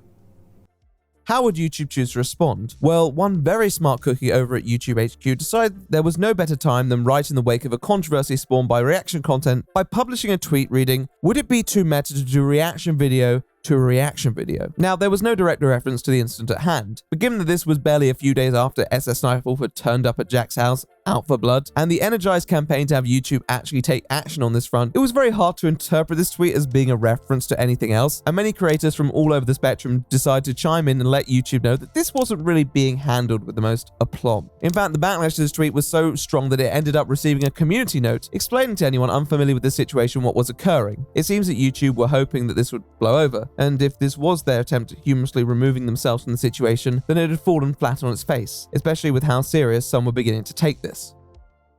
My heart is beating so hard right now. What videos do you make? I make porn. Videos. As comes with present drama, plenty of old clips began to be unearthed and reviewed by creators, most prominently ones in which SSSniperwolf acts extremely inappropriate towards young online users, particularly on her older Meagle series, partaking in behaviors that many would deem to be exploitative of that dynamic for content, with many of these videos fully monetized as well. I don't think SSSniperwolf did this for her own immediate pleasure or that it's necessarily indicative of some deeper disturbed tendencies, but even if this does just seem like a very strained attempt at perverted humor, there are definitely reasons why this stuff should not be up, and people who would use this for insidious purposes were made rightfully pulling her up on it and calling on YouTube to at least take notice of the creator they had fostered. It's tiring at this point to be always pulled back to this discussion, and many have said far more on the subject, but all I'd say is that it further demonstrates how little regard Sniperwolf has for the safety of others, even when they're a vulnerable group. Sniperwolf had already faced criticism from Jack for her use of underage individuals in reaction content, so this only seemed to further the case that her presence was very much antithetical to the image that YouTube were promoting. I'm not going to be showing the worst offending clips, they're bad for obvious reasons, and I don't think there's much of a debate about it. All I'll say is that many of these videos are now removed, seemingly by Sniperwolf herself, though the remaining ones are still fully monetized. Ads running on practically exploitative content, well, if we recall what landed YouTube in the apocalypse in the first place, this may not be the best shout. As for Sniperwolf, she uploaded another Omegle video within a week and a half of this all dropping, so I'll just leave it there. The situation was rapidly becoming worse, with pressure mounting on both creator and platform to actually do something to address the uproar regarding Sniperwolf's videos and conduct. Eventually, just shy of a week after Leah turned up to Jack's house for a little chit-chat, Team YouTube finally released a statement responding to Jack's Film's original tweet about the doxing, saying that SSSniperwolf had received a temporary suspension on monetization and they hoped that they would all be able to move forward from this. They also replied with a similar statement to Jack's wife, but this time emphasizing both creators rather than both sides, just in case there was any ambiguity in who they were referring to. These tweets, like the last, were also not well received for a plethora of reasons. Besides the fact that many people wanted a harsher punishment, the wording of YouTube's response and assigning responsibility to both creators or sides felt dismissive of the actual situation and the stress that Jack and his wife was put through because of Leah's decision to air her grievances to millions of followers in the most threatening way possible. Even if you believe that his content targeted SSSniperwolf too much, it wasn't really a situation where you could shrug and say, you both could have done a little better without looking in the mirror yourself. Not too long after YouTube's statement follows Sniperwolf with her response to the situation. Written with all the structural finesse and coherency of notes on the back of a napkin, she apologizes to Jack's Film for not taking her grievances up with him maturely and setting a bad example to all those watching, pledging that she'll seek to resolve this matter in private moving forward. She also accepts her punishment as a just outcome and thanks YouTube for holding her accountable. Again, this was not well received, and it may have been hard to write an apology that was well received at this point, considering that her first reaction to this situation was to make it a joke. But even with that acknowledged, the failure to refer to Jack's channel correctly, the optics of this being released immediately after she was demonetized, and the impression that this felt like it was written by ChatGPT did not render it a compelling response for many. With two very underwhelming posts, it felt like YouTube and Sniperwolf were covering their behinds to try and take people off their case. This wasn't helped when some individuals began to allege that actually outside of new uploads, Sniperwolf's content was by and large still monetized, and that YouTube's punishment was even weaker than they claimed it to be. Their policy on reprimand is intentionally vague, so technically they could impose whatever punishment they wished to. Nevertheless, it seemed indicative of where their priorities truly lay. An appeasement to all, but a resolution for none.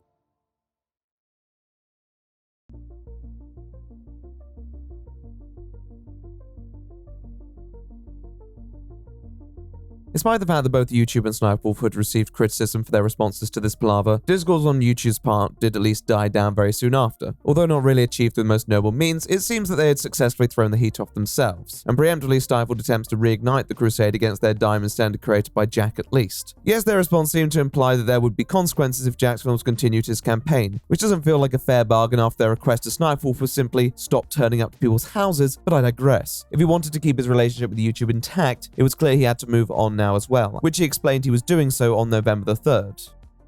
If you're a creator and you're open to the idea of me watching your work live on stream, providing critiques and feedback and tips, then please send us your stuff. We have a Google form linked in the description below, so fill it out if you want me to take a look at your work. It could be old, it could be new, it could be on YouTube, TikTok, whatever. And then on top of me critiquing it, we're also going to play bingo with your videos. Although shaken, he states that he is starting a project where he intends to provide sincere responses and critiques to people who send him their clips for analysis, alongside a positive version of the previous Sniperwolf bingo. Although unlikely to draw as many viewers, this feels like mature growth from a creator who is working with what he has. With this in mind, some may wonder what growth is going on over at the Sniperwolf camp. Would she have taken the criticism similarly to heart? Well, despite at one point announcing that she would be taking a break, she returned to uploading nearly immediately, and doing so on quite a consistent basis. What about the content itself, though? Was there any tangible improvement? Hello friends, it's me. And today we're checking out some super cool inventions that I found on TikTok. Okay, I saw this jacket on TikTok. Look, this is so futuristic. It literally has a plug. This is literally a plug suit. I mean, she began to add credits, which is a start, though some of the credits are still cleared to channels who did not actually originate the content, and others are just not properly credited, like this one, for example. You can see that she is providing a caption as a credit, and the credit in the top left corner is still cropped out. Good luck to anyone who might actually be trying to find these videos. It shows that SSSniperwolf still treats these sorts of affairs like a box-ticking exercise to keep people happy, rather than any actual impetus from inside herself. This was the first video of hers that I watched to see if there had been any great change, and on the content front, you could still whip out the bingo card pretty easily. Bro ate every last drop of a watermelon. It don't even look like a watermelon anymore. It's an empty shell. He ate the white part too! The commentary seems to have a bit more going on. If I was going to compare it to anything, it feels like very amateur stand-up material, which always seems like it's desperate to say more than it actually is. Again, I think it would be harsh for me to go too hard on these videos when there are far worse offenders out there, but I think in lieu of recent events, it didn't really demonstrate an active care for the process, or change that people may have hoped. She also seems to be reacting to more videos from the creator Darman, another character who creates these sorts of fictionalized, socially conscious sketches with extremely surreal vibes. Gotcha. Oh, she knew exactly what she was doing. Looks like you're trying to kiss me, huh? Delete that! Wait, if my girlfriend sees that, she's going to freak. Okay, I'll delete it. Under one condition. That's so messed up. You play dead so he can save you just to get dirt on him? Gotcha. That's beyond messed up. Going over this content, it doesn't really instill faith that there's going to be any long-term change, but then again, as far as YouTube's statement was concerned, Sniperwolf didn't really do anything wrong in the content, so why would she need to change? YouTube's criticism and punishment related strictly to the escalation and the doxing, as did Sniperwolf's apology. I think one of the facts that many were acutely aware of but afraid to admit was that people didn't watch SSSniperwolf for SSSniperwolf, they watched for the source material, and although altering the content to be more transformative may appear on the surface to be a seemingly unbridled positive implementation, I think Leah was likely worried that such a change could easily distract people from the original content and make her reaction videos less appealing to the populace. The point of Jack's films was to point out that Sniperwolf offered very little value to her commentary, but that may be also what made her so popular. It's important to keep in mind that the majority of people who view this content will be completely unaware of her run-ins on the platforms. Even Jack's film's most viewed video only touched a fraction of the number of subscribers SSSniperwolf held, and then you'd have to assume that a majority of these viewers still aren't Sniperwolf regulars. YouTube had this in mind as well, that this matter was strictly for netizens who are invested in the discourse surrounding the majority of Sniperwolf's existence on the platform. Sure, it was a worthwhile discussion to some, but not to YouTube. Majority of people have no connection to this stuff and like to just switch off by watching stupid memes, and Sniperwolf facilitated that. So really, YouTube's response should have done exactly what they wanted it to, allow people to move on. But they didn't, really, did they? Jack's films may have moved on, but many people still felt that justice wasn't really served, and that because Sniperwolf had been given such a slap on the wrist, returned immediately without any real acknowledgement, and continued to create the exact same content, that they couldn't really let it go as easily. For a good few weeks following the confrontation, the comment sections on her videos were turned off completely. However, when they returned, they were flooded with many who decided to let her know how unamused they were. Any comments to the contrary were ridiculed, and many of those that were positive were weirdly generic or from accounts that keep offering people Robux in their names, which I feel isn't a legitimate means to acquire them. A lot of viewers accusing Sniperwolf of botting these. Although I agree there are definitely bots present, particularly in the comment section of the Billionaire Girl video, I don't know if they're purchased by Leah herself, but it did say a lot about how critics felt about her continued presence. They were still not happy. She didn't care. She didn't take accountability. She claimed she didn't know what doxing was. She laughed about her sister after. Her sister went on some massive tirade about how everyone's an idiot and Sniperwolf didn't dox anyone.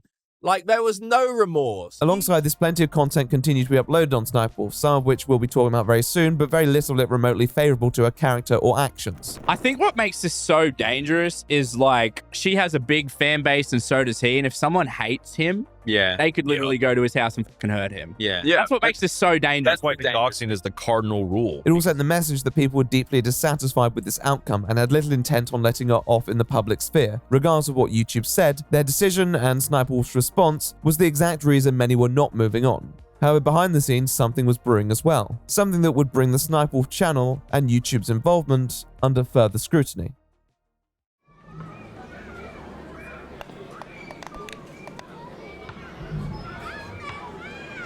Just as the Jax Films conflict was heating up at the end of September, there was another headline that flew mostly under the radar at the time. This was one relating to her ex-boyfriend and husband Evan Young, also known online as Sausage. As a gamer boyfriend, he always possessed a decent presence on the SSSniperwolf channel, featuring some of Leah's most viewed content. He had been a part of her and the channel's life from the off, and seemed to be Leah's rock when she found herself in tough times. Even when she was accused of attempting to cheat on him and branding him as an abuser, Evan rushed to defend her honor and reputation. With that said, their relationship hadn't always been sunshine and rainbows, and they had been reprimanded by the law in 2016 for a domestic altercation. Sniperwolf also seemed to go through breakups with him, occasionally covering this in her content. I don't know. We are not together right now. We broke up. He broke up with me. We still have a house. We have a house together.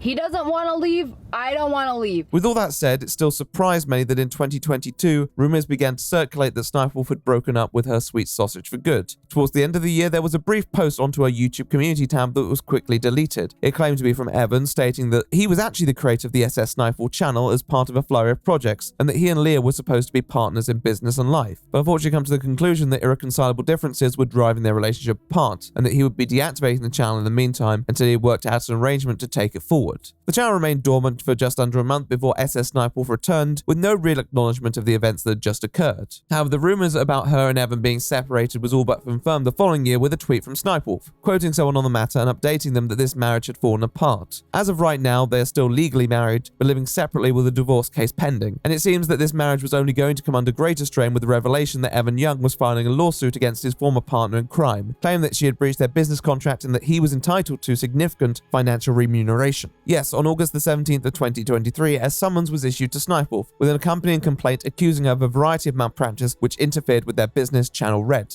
In the lawsuit, Young goes into many of the details surrounding Sniperwolf's background that was often shrouded in mystery, including the history of the Sexy Sniper channel, the content that it posted, and the subsequent creation and operation of SSSniperwolf, with details that state in very plain terms that Leah was never actually the individual driving forward the content, that she was merely reacting to the videos. I'm hungry and I'm tired. I'm probably gonna get off after this. I think I've had enough COD for one day.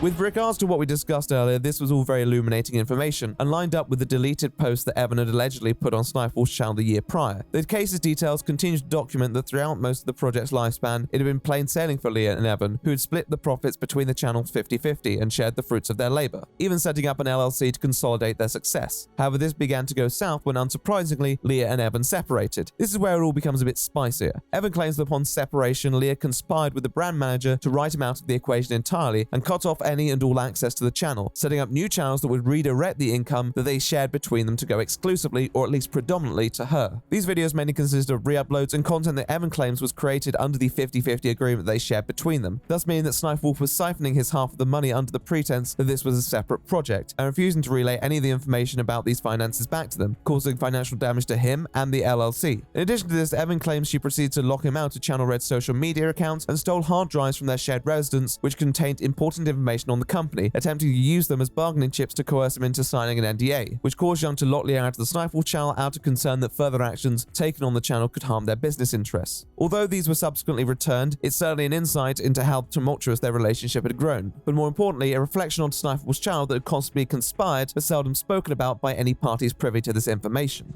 Yeah, it was nice playing with people with brains.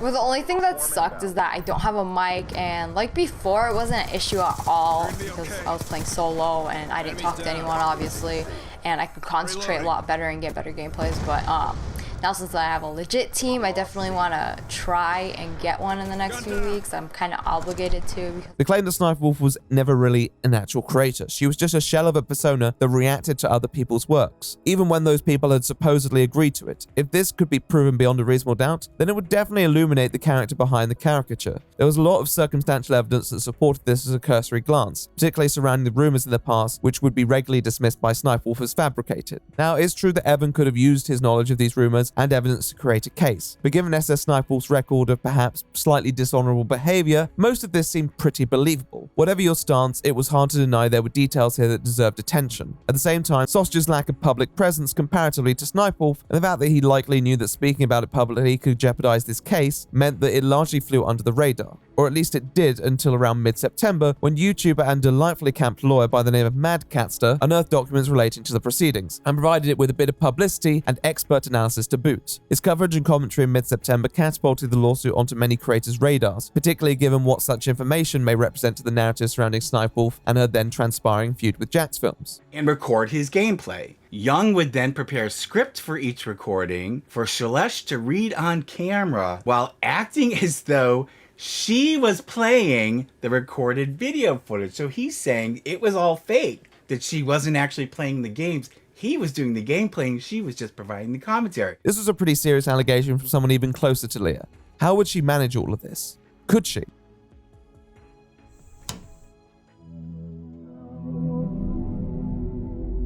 If this would have come out in 2013, she would have been annihilated off of the internet. Like, in all reality, this was a big deal back then, and it's like, I assume it's a big deal. I don't really know. I just feel like she would have never gotten this far. This was the first time that real credence had been given to many suspicions, and although for some it wasn't shocking, it was still significant in the career of someone who may well have made tens of millions off that pretense.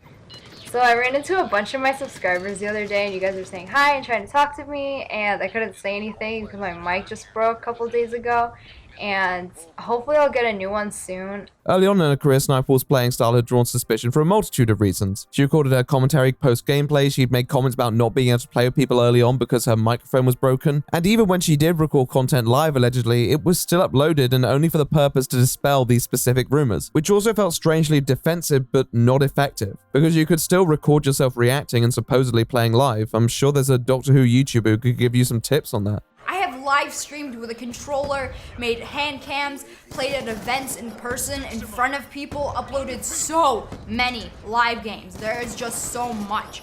If what Evan Young is alleging here is dishonest, then it would be important to call it out, because such revelations could damage the remaining integrity of the channel, particularly as creators and media outlets were now picking up on this information. On October the 5th, just over a week before she would make her fateful visit to Jax Films' house, she filed a motion to dismiss through her lawyers, basically claiming that this is a matter that should be considered part of the divorce proceedings, responding to many of his claims and making some of her own. Now, I'm not an anthropologist, but if you told me that a person would tend to work with those who they have more in common with, I would not be surprised. All the same, you'd still expect someone to rely on their better judgment when approaching legal matters, though that clearly wasn't the case with Sniperwolf. In what has to be one of the strangest court documents I've ever read, though keep in mind I haven't read that many, they open up with a brain teaser on the cost of the baseball bat and ball, before immediately titling the next section, Gaslighting, with a space. The language of this response is a lot more charged and accuses Evan of attempting to commandeer the channels, branding his behavior throughout this part as nonsensical and unhinged. Now, although it's easy to be thrown off by the inherent bias in the language, there's still merit to be discussed here, as it does line up with the deleted post we discussed earlier. There clearly was some sort of dispute over the channel at the time of the filing of the divorce that was resolved shortly after, though it's hard to say exactly what. There's plenty of legal jargon within this document, and it's obvious that it has been written by someone with a background in law, but it reads more like a speech, or dare I say, a commentary video. A couple examples being the term, "the claim falls flat on its face," and the aside, "Young has not," because he can't, distinguish between those claims that directly impact him and any alleged harm to Channel Red.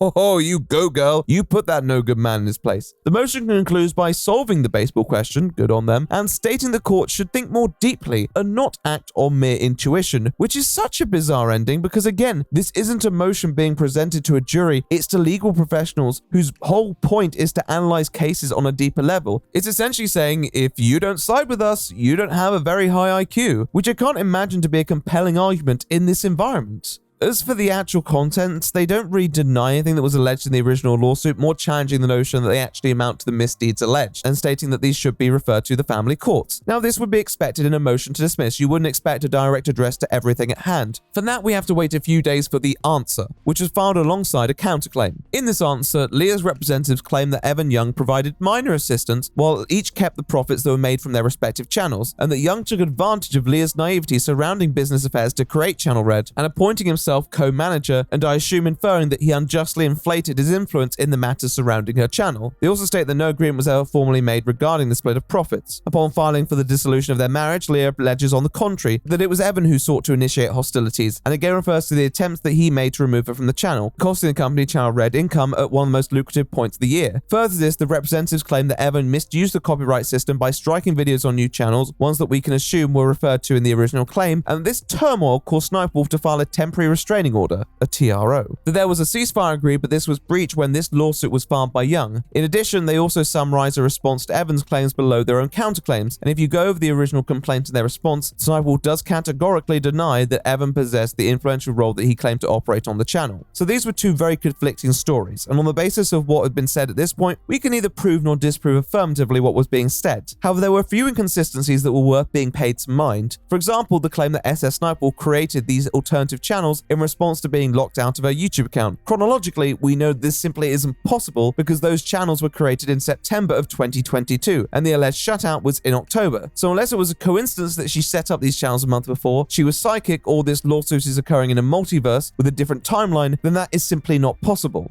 Outside of this, there are other details that seem to suggest that Young's role wasn't as trivial as her representatives portrayed it. Although denying many of the details listed in the complaint, Sniperwolf admits that they set up the channel with details from both parties, which would seem like a strange decision if it was strictly her channel. Further to this, the details of the ceasefire agreement seem to give him a decent level of control, which wouldn't seem to be the case if he had little legal grounds to have a say in the direction of the channel. If a majority of people were to take a look at the contrasting documents filed on this matter, they would come to the conclusion that her husband appears to have a more watertight case on the whole, and the evidence even referred to in Leah's own response seems to support that. Many would look at this and conclude that SSSniperwolf had never truly been an original channel, and although it had been years since she gamed, one might begin to wonder if anything else about her life was constructed too. Well, some people thought just that.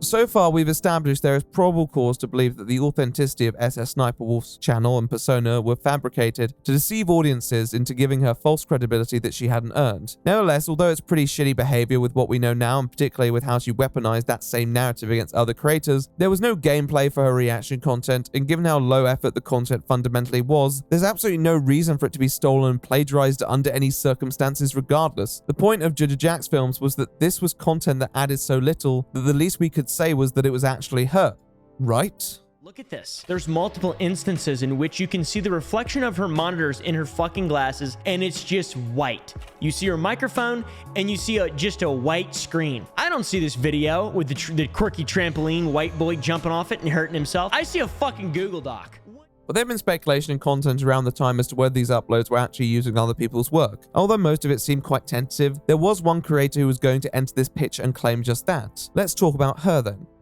Guys, I don't know what this is, but I want to do it too. Like, lady, can I join you? Can we be friends who throw hair on needles? I don't know why, but like, don't lie, you guys want to do this too. This is Azzyland. She is a content creator who operates in the same genre as Sniperwolf, creating reaction-based content on viral online videos. Also akin to Sniperwolf, she started off primarily in the cosplay and gaming community before transitioning into reaction videos. We did it. We hit 10 million subscribers. It still feels so surreal to me. I just feel like a regular girl. I don't feel like I need 10 million subscribers, but... Over the years, she has accumulated a following of over 10 million, which, although not quite at the level of Sniperwolf, is still an enormous audience to command. Given their similarities in genre, style, and success, many people drew comparisons between the channels, and there was a marked crossover between the fan bases, with many viewers requesting collaborations between the two creators. We'll return to that in a moment, but with the implosion of SSSniperwolf's reputation throughout October 2023, creator Nerd City, an outspoken critic of the Sniperwolf YouTube channel, returned to the scene that he had purveyed so many times before to shine a new light on Leah's lack of originality. That even though she may have left the gaming scene behind, Sniperwolf could still not create something of her own, teaming up with Azzyland to release a 35-minute expose on how exactly Sniperwolf had copied her content, alongside many aspects of her content as well, and spun it to make herself look like the victim. The difference is Sniperwolf is telling them that it's a problem. So yeah. It's not just that these fans notice and they're organically being like, oh, I saw Sniperwolf's video first, and now I see Azzy's video, and this is the same, and they're reaching their own conclusion that you had copied her. How many times have you noticed that she's copied your thumbnails or a title or whatever? Did you ever bother to count them? Things that are like very obvious, like exact replicas, it's minimum like 50. But if you're not counting those, like up to 200. There is a lot of compelling evidence shown of videos in the past where the thumbnails and titles have been jarringly similar, and the narrative goes even further than that. Drawing on an example where SSSniperwolf does a house tour, and Leah's wearing the same dress as Azzyland had in a previous house tour of her own. Nerd even goes as far to allege that Sniperwolf mirrors Azzyland's voice. It seems far-fetched until you read Sniperwolf's claim that it was Azzy mimicking the way that she talks, which again, seems like a preemptive attempt to maneuver a narrative. From you. When I made my video about Sniperwolf, there was a voice that I couldn't quite place what it was, and I started to make a montage out of it. The weird baby talk ebonics that she's adopted for YouTube. I'm just reaching for some name for it, and I call it baby talk ebonics. And because I couldn't figure out what this was. And when I finally watched some Aziland content, I was like, there it is. That's the voice. We don't care what you are. We don't care if you're not even the same species. Wait, they got a house? Why are they so angry all the time? One of the strongest criticisms, however, revolves around how defensive Sniperwolf is when this is brought up, even going as far to say that Azzy is the one who's been copying her content, falsifying evidence to add credence to this narrative. If you go to my videos and scroll all the way down, 10 months ago I started doing like funny text videos, and I started doing this style of thumbnail 10 months ago too. And I made up this type of thumbnail. Here's one from 9 months ago. This type of thumbnail just became my thing, my style. Like, my subscribers would know that they're my videos because of my style. If you go to her channel and scroll, you'll see that her first texting video was 8 months ago. And then 7 months ago, she started using the same kind of thumbnail that I was making. Leah's claim against Azzy entirely hinges on this assertion that this is the earliest example of the precious red thumbnail text message combo. Now, several years have gone by, and that video and the one next to it were deleted from YouTube. I don't know why. But we can tell from the context, even to this day, that it sat between this video and this video. April 15th, 2017 and April 18th, 2017. Now, the screen cap from SSSniperwolf conveniently stops. She scrolls all the way down to only July 3rd, 2017. Now, why did she stop there? Because had she kept scrolling, she would have found this. February 3rd, 2017.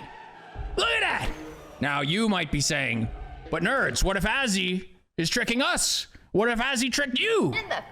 What if she changed the thumbnail after Sniperwolf's video to jam the thumb in earlier than Sniperwolf's screen cap? I'm losing my mind.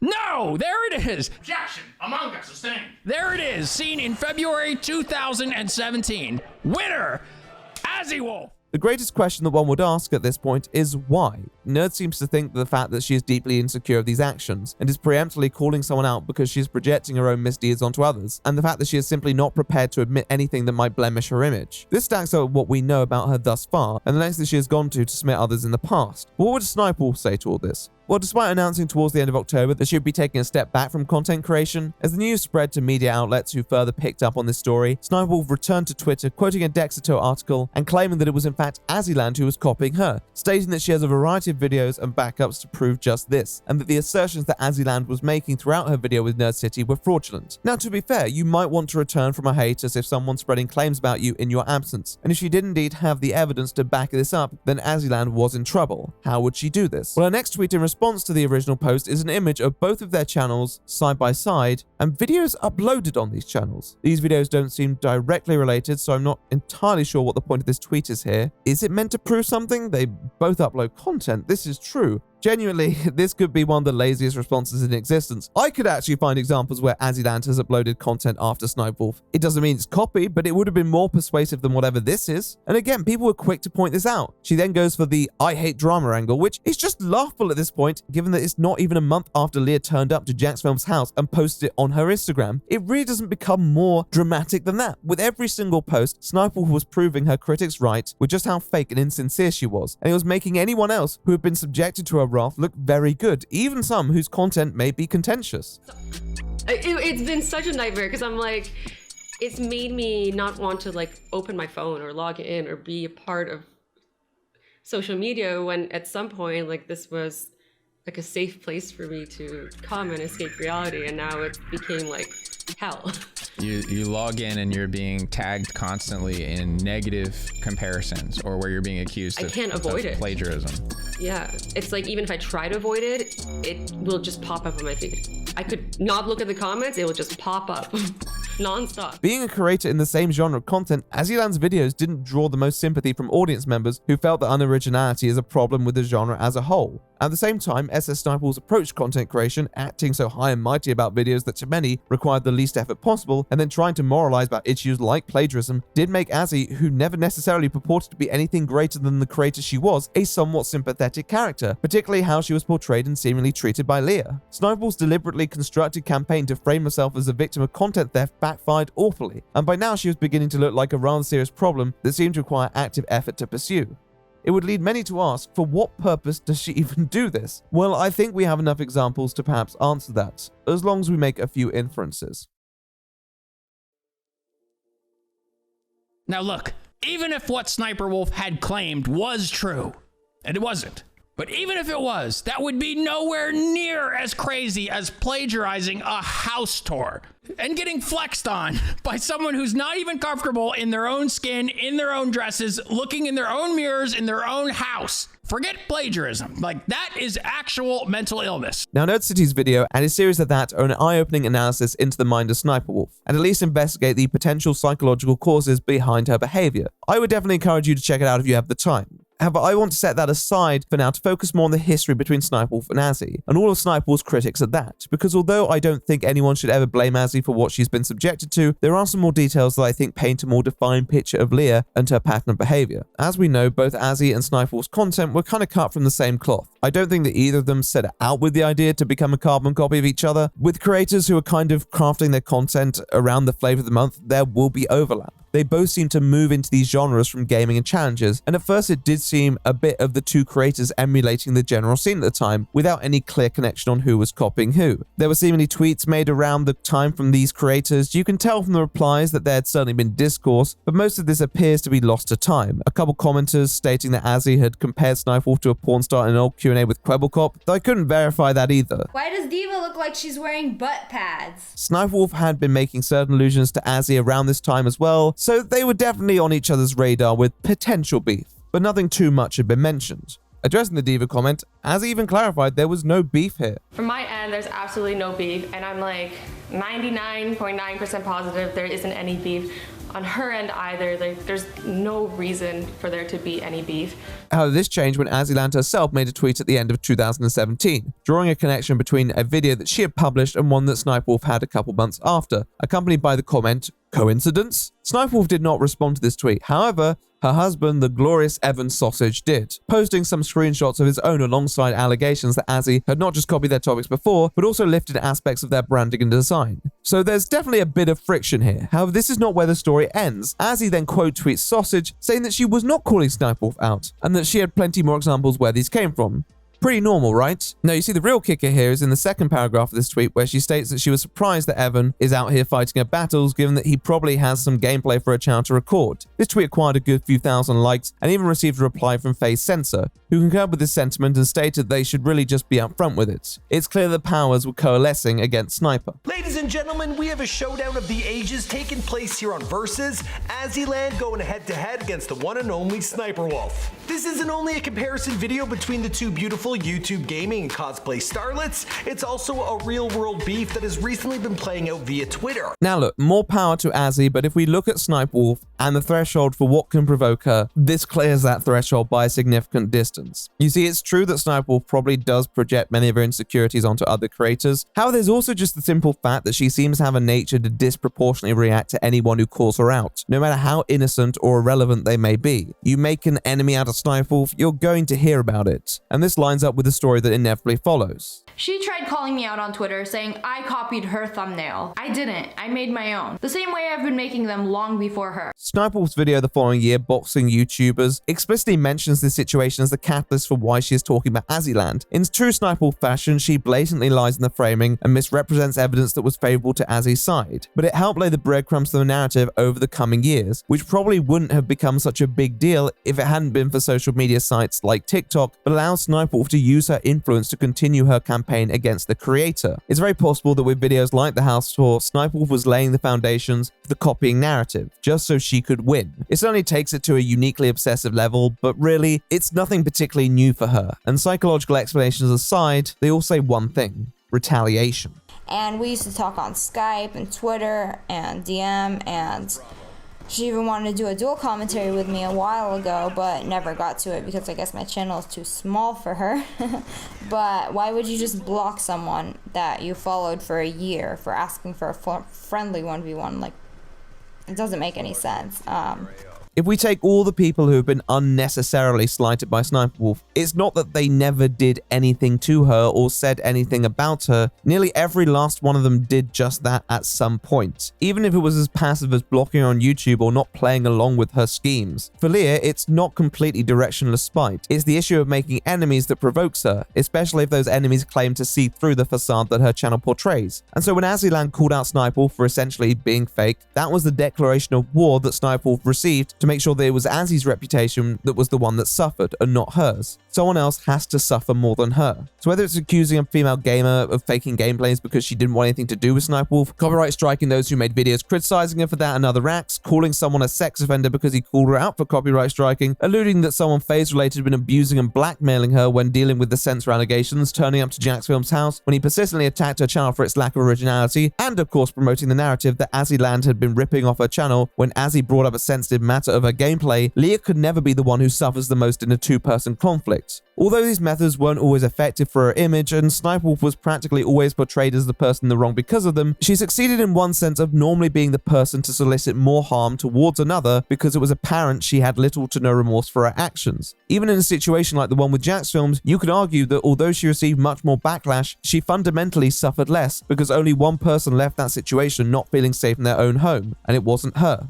Ultimately, though, this nature of continuously being the one who had to escalate matters creates a snowball effect. It creates a load of slighted people who may feel a bit alone in being mistreated and harassed by a multi-million subscriber creator, but eventually the remains of such public feuds build up, and when someone looks a bit closer, it all shows a very clear portrait of someone who, regardless of her roots, was not interested in changing her ways, improving her content, or improving as a person, and no matter how many times people pointed out this behavior, she persisted nonetheless, even when that person was her ex-husband. Was there anyone in her corner?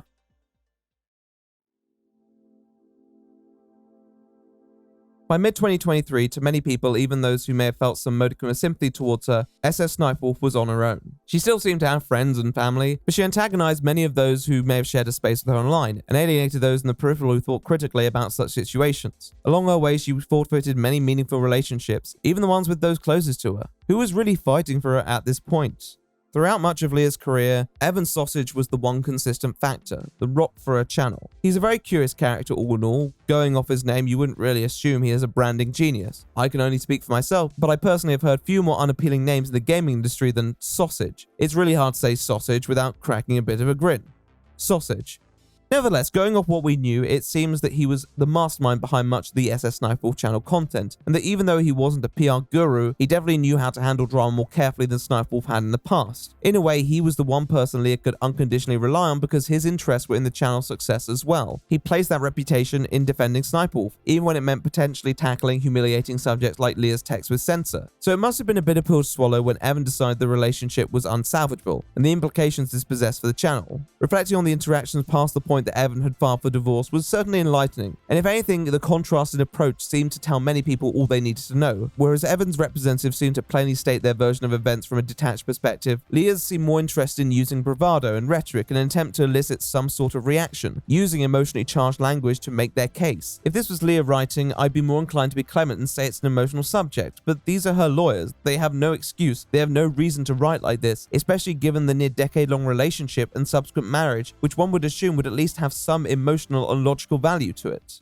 I'm like, wait, I didn't really date anybody, huh? There was that one guy in high school for like half a day relationship, and I really liked him. And then after that, wow, have I not had like a boyfriend before Evan? I haven't. That's kind of crazy. The narrative is concocted, though, that Evan is a man who is mentally unstable, and that his actions in attempting to secure control of the channel are being taken because he cannot fathom the dissolution of the marriage, and the potential financial implications for it. It's written like a fantasy, where SSSniperwolf was lured into business dealings by the evil Evan, who has finally lost control and is lashing out in every direction. Overall, it's not a particularly convincing narrative with the knowledge that he's the person who filed to dissolve. As a matter of fact, it's quite wild that the answer in this case, where Leah's representatives go out of their way to portray her ex-partner as unhinged and unpredictable, was issued barely a few days before Sniperwolf would turn up and attempt to confront Jax Films at his own home. However, in this moment, Leah's once again the person who can never be in the wrong, even when having to confront various facts in the most high scrutiny environment possible. It seemed to say that the public image was worth far more than anything else, including that marriage. Now, make no mistake, I can't tell you with 100% certainty who the villain is in this specific dispute. Evan hasn't exactly covered himself in glory during his tenure on the channel. He was still seemingly complicit in quite the deception by his own admission, and he may well have been a subpar husband. I wasn't present at the residence for those altercations. At the same time, the attempts to reach by Sniperwolf's lawyers are so desperate to portray a clear villain in the story that they end up doing the opposite and instead drag another party into the matter.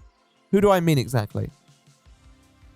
By mid-2023, to many people, even those who may have felt some modicum of sympathy towards her, SSSniperwolf was on her own. However, that statement isn't entirely true, because there was one more party pulling the strings behind the scenes to ensure her success.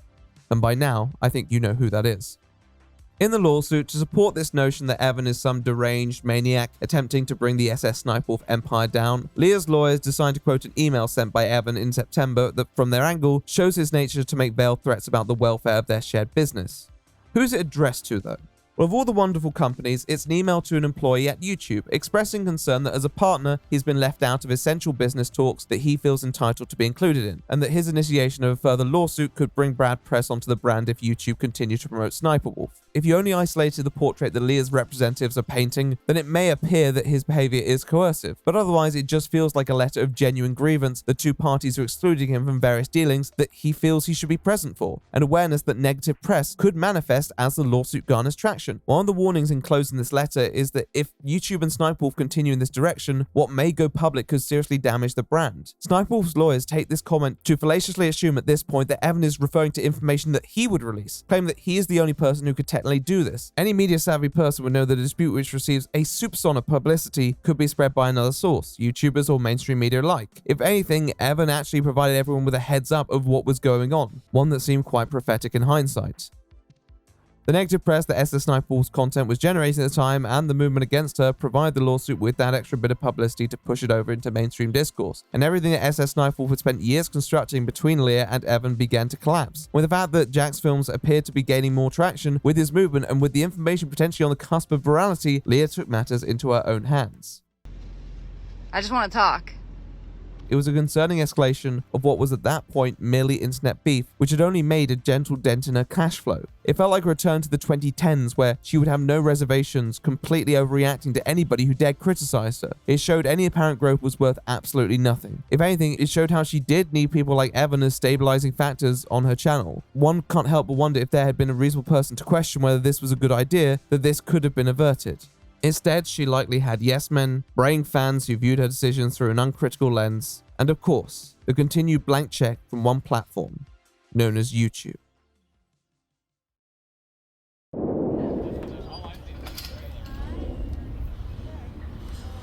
YouTube's involvement in most situations will always be a bit unclear, because they are such a large corporate monolith, it's difficult to evaluate what drama they're familiar with and how aware they are of the rabbit hole that might lie beneath it. It's not a company's obligation to take what the internet sleuths say at face value and act on what the crowd calls for. However, the letter disclosed in the lawsuit seems to show that YouTube wouldn't have just been aware of this situation transpiring on a conceptual level. The conflicts weren't just on their radar. Although it's not impossible that Evan is being dishonest here, given that it's used as evidence by his disputant, it feels more feasible than any evidence presented by himself. Going off the first paragraph's email that Evan had made YouTube aware of some pending legal troubles and issues the past year, it seems evident that throughout much of 2023, YouTube weren't just aware of the affairs of Sniperwolf, nor were they just passive observers. In reality, their role was one of much more active prominence than they were giving themselves credit for. That throughout most of the year, they were the ones propping her up and promoting her all over the platform and others. This kind of went without saying given their VidCon antics, but now we have another layer of information that appears to say they were doing all this while completely aware of the troubles that she was facing behind the scenes, and supposedly pushing her on regardless. It does beckon the question, what could YouTube have done, or moreover, not done?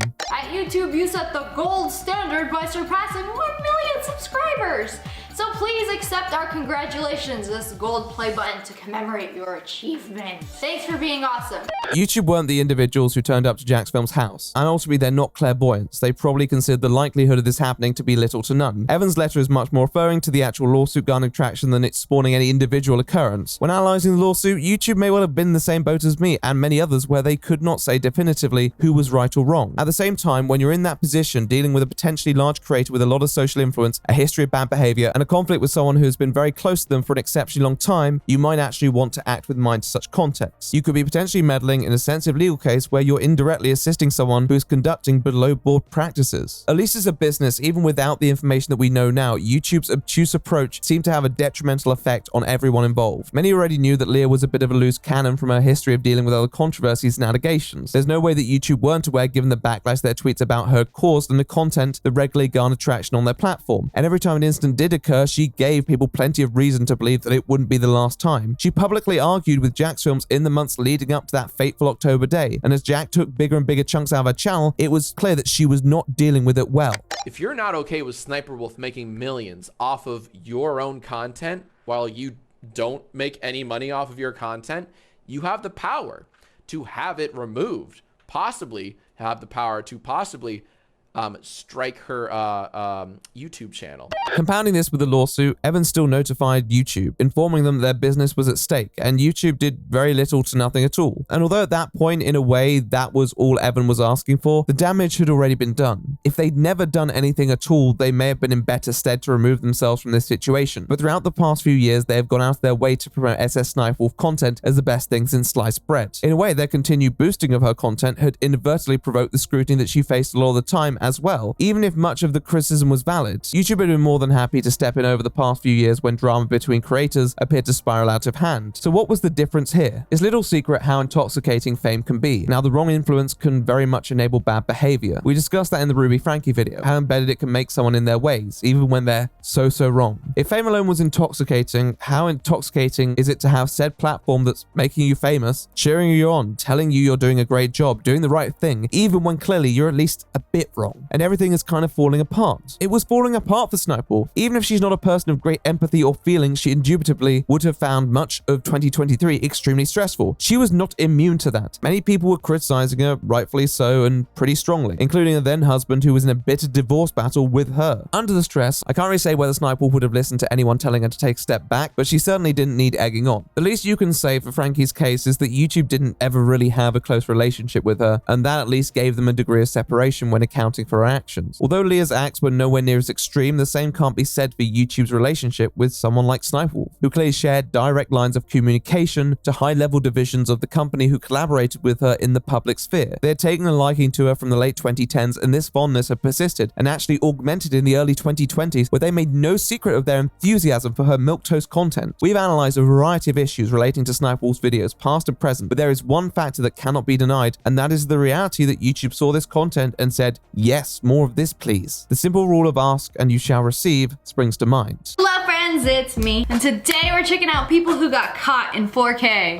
Before the information of this lawsuit was revealed, you could probably say that YouTube was simply not aware of what was happening behind the scenes to foresee such an incident, but that defense no longer really works. You now have the spouse of this person who's claiming to have given you more than enough updates on the situation, stating that they could be on the cusp of a PR disaster. I'll readily say that I don't think YouTube were 100% required to act. I think it would have been a nice gesture of de-escalation to sit her and Jack to establish creators across the table and see if there was a way without YouTube bloodshed, but they chose not to, and that's their prerogative. If they looked at her through an uncritical lens, that may well have been hard to see that side of her for what it was. At the same time, when that side surfaced in the most hostile and even dangerous way possible, they should have acted not just to protect the creator ecosystem, but also Sniperwolf herself, and that's where they failed.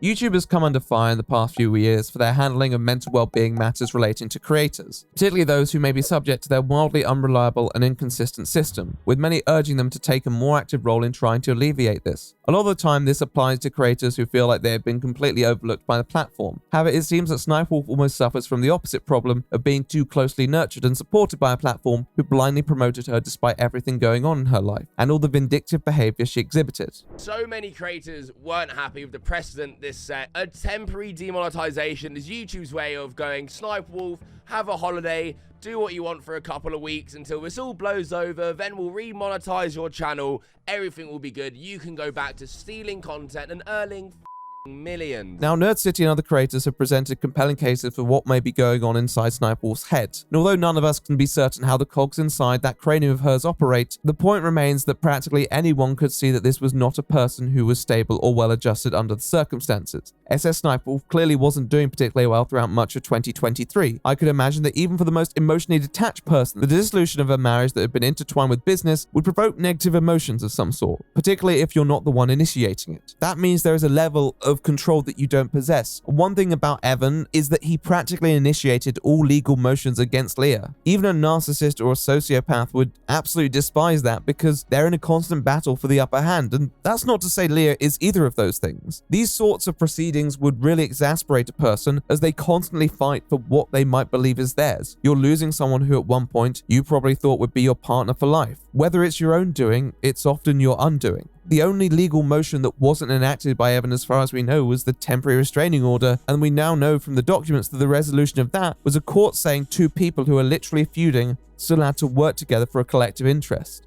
The tension that sort of working relationship would generate is more than palpable, even for the most amicable figures, which Sniperwolf was not. Today I thought I'd do a video talking about all the fights I've been in. Honestly, it's been a lot of fights, I'll be honest.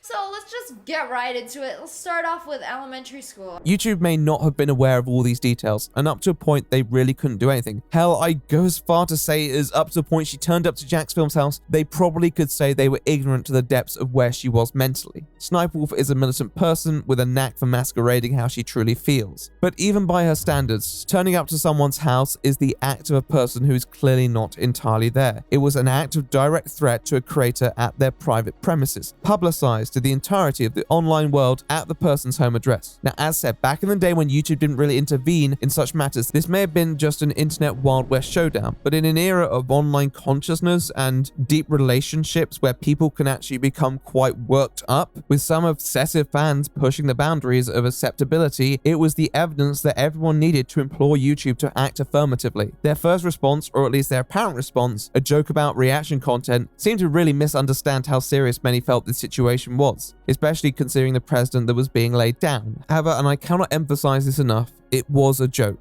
which is also a statement that we can apply to their second response, albeit in a different context. Been presented with irrefutable evidence directly from the party themselves that one of their main creators was flying off the handle. This tweet, where they impose a very weak, unspecified sanction with no real lasting power, and a both sides comment that is embarrassing in the equivalence it tries to draw, was surprising even by their standards. YouTube isn't known for their harsh punishments, and although many wanted Sniperwolf banned entirely, I think that many accepted that this was never going to happen, especially given her size and influence on the platform. Yet, I still think most expected something that would have at least made a dent in her income for a foreseeable amount of time. Instead, YouTube's intentional obfuscation of the length of this temporary demonetization meant that it could last for as long as they feel it would take for people's attention to be drawn elsewhere, which by modern internet standards isn't very long at all. All this would lead many outspoken critics to justifiably believe they were taking the side of Sniperwolf, and maybe superficially they are. They're allowing her to continue creating content with monetization options on her other channels and even other videos supposedly.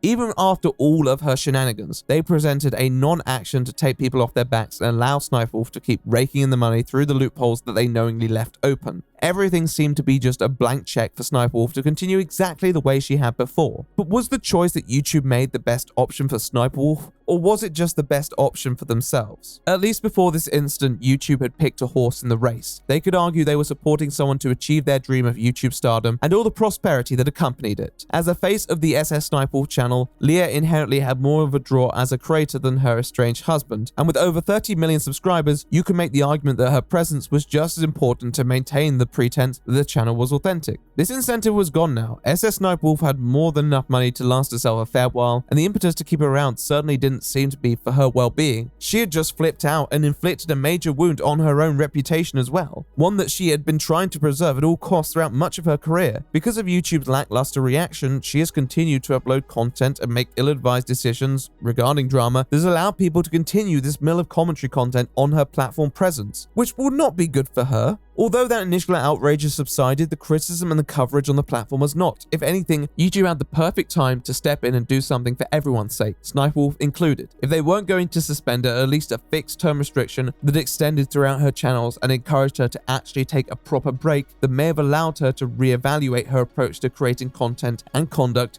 as a public figure. YouTube, the mental health advocates that they are known to be, saw one of their favorite creators having what could be considered a breakdown, and after waiting a week to digest it all, chose to do absolutely nothing, because at that moment, it wasn't in their interests.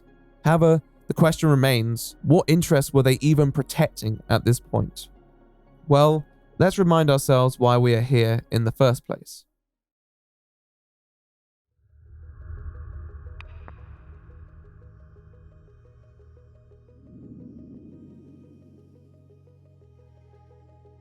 It's fairly easy to make the argument that YouTube's and Sniperwolf's interests are at least somewhat intertwined, particularly when you pick apart the motives for why YouTube would want to keep a creator like her around. On the surface, there are reasons that we've mentioned before, hypothetical scenarios where SSSniperwolf leaves the platform and goes to a competitor where her restrictions cause less content to be created on the platform in that domain. But let's be honest, none of these scenarios, as inconvenient as they may be for YouTube, would ultimately knock their current market dominance. Outside the point that Sniperwolf isn't a creator who possesses a massive cult of personality, and that she alone would not be able to necessarily join any old platform and shift the market share, she would simply never take that risk if she wasn't permanently banned. Part of her established success is that long-term investment from the platform, and if she was to migrate to another space, she is by no means guaranteed that same prosperity, given how the markets have become increasingly saturated with reaction creators and compilation channels. I feel YouTube knew that they had Sniperwolf's loyalty. No, they were scared of something else. Alright, let's do this one last time. Earlier on, I spoke about the apocalypse and how it altered YouTube's approach to the creators it expressed preference for. It also taught YouTube another lesson though, something which hadn't really been a pressing issue until then, that being how the media as a whole would be drawn to make an example of YouTube as a platform when its creators and users crossed a line, and the potential financial implications behind it. With the apocalypse, I have little doubt that ads had ran on offensive content for years, and that this wasn't a particularly new development, but combined with the evolving socio-political landscape, a few incidents, and the pressure on social media sites to actually regulate their users and their content, YouTube was suddenly inundated with coverage over the morality of their business model. This in turn created a domino effect of pieces questioning the downfall of YouTube and a slew of advertisers completely withdrawing, afraid of the consequences of being associated with such controversy. This has made YouTube's relationship with creators and the media very unpredictable. On one hand, they've gone out of their way to promote the new YouTube as one that is a positive and empowering space. On the other, given at least their soft competition with many of the same media outlets and their owners who own streaming sites and networks, they've also been hypersensitive to the pushback that the pursuit of this image has received and are very reticent to online journalism as a whole. This includes pushback from within, creators and audiences opposed to certain practices, which often spills over into the mainstream. That means reaction content as a whole too.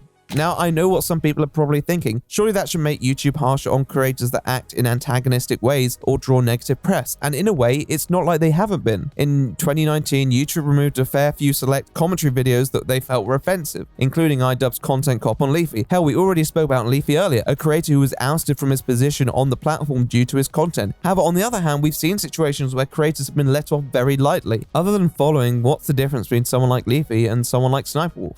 So, they ended up charging me with armed robbery because I thought I was shoplifting, and I assaulted security, apparently. You guys know me, I'm freaking tiny. Well, from my perspective, it's because in YouTube's mind, Leafy's offenses all occurred on the platform and in his content. It concerned the theme of his existence. His continued success represented a mark on them that they felt if they continued to validate could land them in hot water. He possessed a brash indifference to anything YouTube were trying to do and ignored guidelines that they put in place. He was a ticking time bomb. As much as the SSSniperwolf drama was a YouTube matter, its escalation did not occur in any content of Leah's own. As a matter of fact, other than a few choice comments, Leah's standoffish nature only really surfaced on other platforms. Maybe this was intentional, but it still meant that YouTube always felt like they were half in, half out addressing it. Even other people who many felt received a slap on the wrist like Logan Paul had an offending video to actually address. YouTube had nothing to gesture around with here, so they just did whatever they hoped would shut people up, because the bottom line was that to them, if I'm quite honest, someone like Jack's Films was more aligned with a creator like Leafy than Sniperwolf was.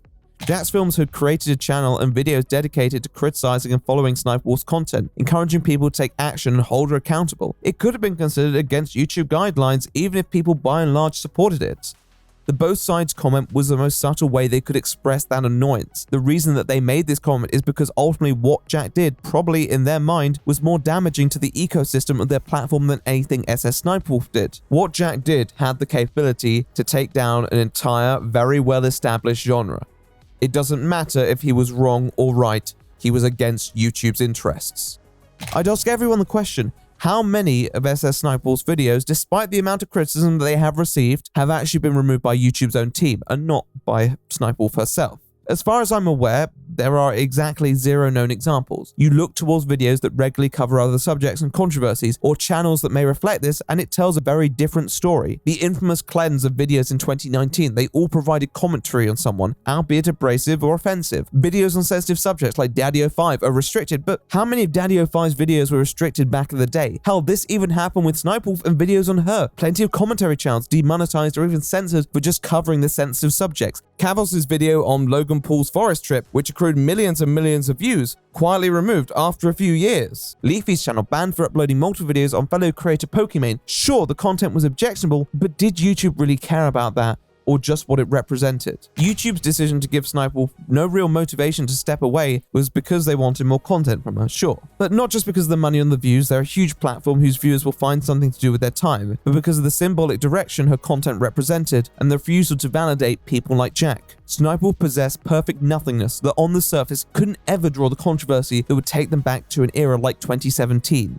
Content thieves like Sniperwolf will have to rethink their entire strategy if the original creators keep calling them out and keep claiming their original content. Jack's films talked about the slippery slope of creators turning up to individuals' private residences going unpunished. But YouTube were looking at their own slippery slope, the one where creator journalism is rewarded and generates more content, more publicity on the feuding side of YouTube, a movement against all alleged content thieves, many of whom generate a lot of money for the platform, a movement that creates more coverage from media outlets that will in turn drag YouTube's name and involvement into it. They couldn't send a message that might justify the continuous flow of creator-on-creator content. They don't want more Jack's films, they want more Sniperwolves. This was not just about one creator, it was about a whole genre and what it represented. YouTube wants more Sniperwolves. It's just, they're already in too deep with this one.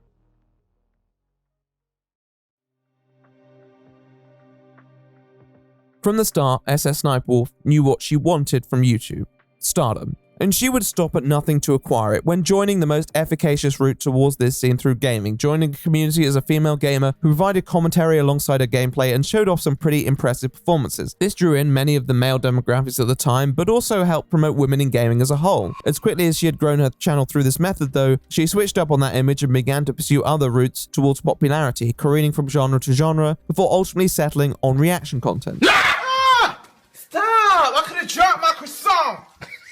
I had to watch this several times on repeat to realize how he do that! It's natural for creators to go through evolutions of what they feel is meaningful content to them. Few creators haven't at least dipped their toes in different types of videos. And although reaction videos have received some stigma in the past, I'd argue they can be interesting and creative. If someone wants to create reaction content because they actually do feel they have something to bring to a conversation or comedy and commentary that they can enhance source material with, then more power to them. The problem with SSSniperwolf is that her interest never felt sincere, and her choice of much of this content seemed to rely on her inability to provide anything of value, more just rendering these videos glorified compilations for her to pocket the cash from. When you move between interests so unfaithfully, you're going to draw criticism from people who actually may care about the integrity of content and creators that exist in that sphere. SSSniperwolf is far from the only person to partake in being a bit of a content comedian. Many YouTubers who possess awareness of the frivolous nature of what they create are not going to take offense to people calling it what it is. But Sniperwolf always acted like she deserves some sort of credit for what she was doing. Maybe there is some level of pure Machiavellian content creation that can be handed to her, but a majority of people aren't going to give her credit as a creative because she didn't bring anything unique to the genre. She wanted credit and respect for being an innovator when she fundamentally built her success off the backs of others, from the individuals who originate those genres to those who allegedly wrote scripts and provided background content for her. She wanted an image she never earned,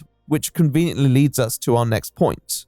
YouTube built an audience off the back of a simple slogan: broadcast yourself. It found success by creating internet celebrities out of creators who often did just that. Their content was amateurish, chaotic, and even provocative and controversial. Many of the largest creators at the time were people who really had no professional experience of content creation at all. For all its flaws, it was what made YouTube YouTube. Over the years, with the amount of money people realize can be made, it has attracted people and corporations who are more interested in the material benefits that can be yielded and appealing to audiences. People and corporations who are interested in developing the most effective business model. You'd think that maybe YouTube would be concerned about this, but when paired with the fact that the platform is constantly playing a PR game, they want individuals who are more malleable and commercially friendly, who will adapt their content to what YouTube envisions. Creators with less to latch onto, because it means there aren't the strong reactions that cause controversy and coverage in the first place. The problem is that it's not what people come to YouTube for. People come for that chaos, that personal touch of having individuals who are able to speak their mind and they know deep down that it's part of them that is inalienable. Otherwise, there wouldn't be an upload button available to practically every single person on this planet. But it won't stop them from dreaming. This is where YouTube and Sniperwolf's interests meet. They both want an image so drastically different to the one they possess, and the one their actions have continuously yielded. It has brought them together because YouTube sees a creator who will oblige other people's interests, including theirs. When one trend dies down, Sniperwolf can always hop onto the next one and make inoffensive content for the masses to consume there. On the other hand, Sniperwolf sees a platform that is driven to have a brand that will be marketable and competitive in the content it creates. YouTube promotes Sniperwolf promoting her content because they want more creators to be like her. It's a positive cycle in their mind. However, this is also where their interests become entangled because they're so focused on their own goals and how to enable them that they just don't really do what's best for the other when that relationship is threatened. I believe that when SSSniperwolf escalated the situation with Jax Films in October, she knew that YouTube would not give her proper punishment. If she believed her whole channel was at stake, then she probably would have acted differently. Although she was obviously not of particularly sound mind when making that decision, it was still a premeditated, deliberate choice to instill fear in a critic who needed to be silenced. It looked like it might work at first. Jax Films left that subject behind and she resumed posting on her main channel very shortly after the incident. But it's like chopping off the head of a hydra on steroids. It brings more and more attention to these antics. Alternatively, YouTube knew that Sniperwolf would continue to upload content if they didn't actually properly punish her, making it a both sides issue to properly silence Jack. But if anything, they may have benefited both of them more if she'd taken a step back and waited for the heat to die down. Both parties acted to decrease criticism for themselves, knowing that the other wouldn't necessarily change their trajectory on the basis of their actions, but it still altered their relationship with people who actually witnessed and judged the situation. Although SSSniperwolf has continued to upload content, the views have been down significantly and currently show no real sign of recovery. Whereas before she was accruing millions of views per upload, current videos are fortunate if they pass 1 million, which is still not bad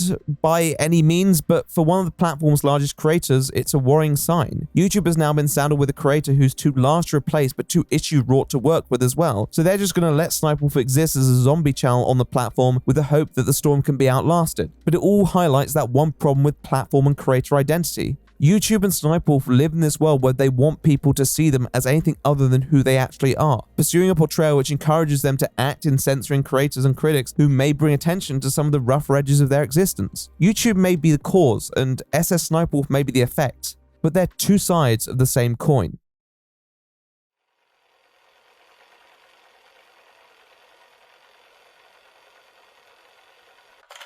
Who is Sniperwolf, and what is she trying to prove?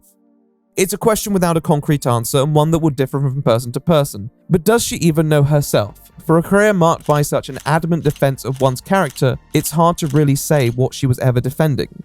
I don't really care too much about what Sniperwolf does with her content or how she makes her videos or how many subscribers she's gaining or who she is. I'm trying to get the point across that if you have a problem in life, if you lie to somebody in life, if you're caught doing something wrong, it's okay. We all make mistakes. None of us are perfect. I'm not perfect. Are you perfect? No, I'm not perfect. I know all of you guys in the comments down below, I know a lot of you guys just want to grab your pitchforks and be like, yeah, the battle has been won. But it's not about that. At the end of the day, you got to confront your mistakes and you got to stop lying about them and just apologize. Whatever good faith support she accrued in the first few years of her stint on YouTube as a gamer, she squandered very quickly. She possessed no loyalty to any community or content, and her pivot to reaction videos was as transparently money motivated as any career choice. Most people saw it that way, but most people also wouldn't really care, and she could have very easily stayed in her lane and embraced this career as a person who made vapid but easily digestible content for the masses. Yet she always had to convince everyone that she was doing something greater. There was some purpose that justified her existence on YouTube. I don't really think there is, but I don't think that's a huge problem in of itself. The problem was much different. Last night, Sniperwolf, a massive YouTuber, showed up outside of our home, recorded a video of our home, and then posted it to her 5.6 million Instagram followers, goading me with the line, "Let's talk like adults." A person with no boundaries of decency to actually seriously discuss their presence as a creator. A person who would rather resort to increasingly bizarre and extreme tactics to intimidate and induce harassment against anyone who had a problem with her, and even some who honestly didn't. The only time she really felt sincere in her actions was when she was being unnecessarily spiteful or vicious, because it was the only time when the motivations of self-preservation were at their most evident and unfiltered. Her attempts to explain or apologize were often so incoherent that it was almost like her body was actually fighting against her to write it. She has no limit for what she'll lie about, no matter how trivial or serious. It's very possible that much of the content that she built her career on was orchestrated by other people. There's a point where you just have to say that SSSniperwolf is barely even a real person. Her needs, her designs, her purpose, her stories that she often appealed to, there's nothing there to actually believe in. Sniper was a person so preoccupied with her own public image that she forgot to build one in the first place. It's like icing without the cake. Only that spite and fight exists, of which I still don't think she even knows what she's fighting over half the time. She just wants her enemies to suffer. And yeah, I don't think that's an uncommon feeling. It's just her bar for who her enemies are is significantly lower than usual because her ego is so fragile and she's so prone to lashing out. Either she's too aware or unaware of the artifice surrounding her channel to actually ever confront it. She refuses to acknowledge or reflect on herself, so she'd rather turn that focus on others. It's a senseless cycle that could have ended with the help of other people. And yet... You know who really needs to be in this rewind video? Everyone who managed to do something bigger than themselves this year, who found a way to help the causes that matter to them most. To everyone who proved it's okay to talk about mental health this year and showing their viewers that it's okay to go through tough times like that. It takes a lot of bravery to be that vulnerable, and I'm so proud of this community. Who are YouTube, and what are they trying to prove? From 2017, they've been motivated to prove to everyone that they take platform safety seriously. But all this situation revealed was that they don't really care how it is, just how it looks. They're as aware as anyone that bad actors are a presence and it's an inevitability on a platform of this size. But it feels like they live in a world where they don't want people or even themselves to be reminded of the darkest moments. From the savagery of people like Daddy05 to the tragedy of people like Etika. If you can't acknowledge those failings, then you're doomed to repeat them. And their handling of this situation does not fill people with confidence or security. Their failure to take proper action has just prolonged the sentiments of anger. It yields more content, more criticism, and more potential for conflict down the line.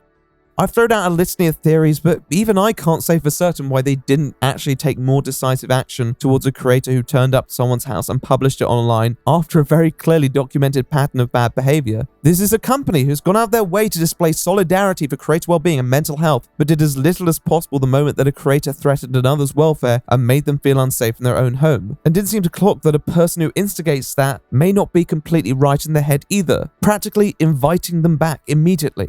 The level of inconsistency they demonstrate can only really be explained by their own interest in these creators. But even those interests seem rooted in a selfishness that wants fewer YouTubers who actually do bring attention to said antics, regardless of who's enacting them.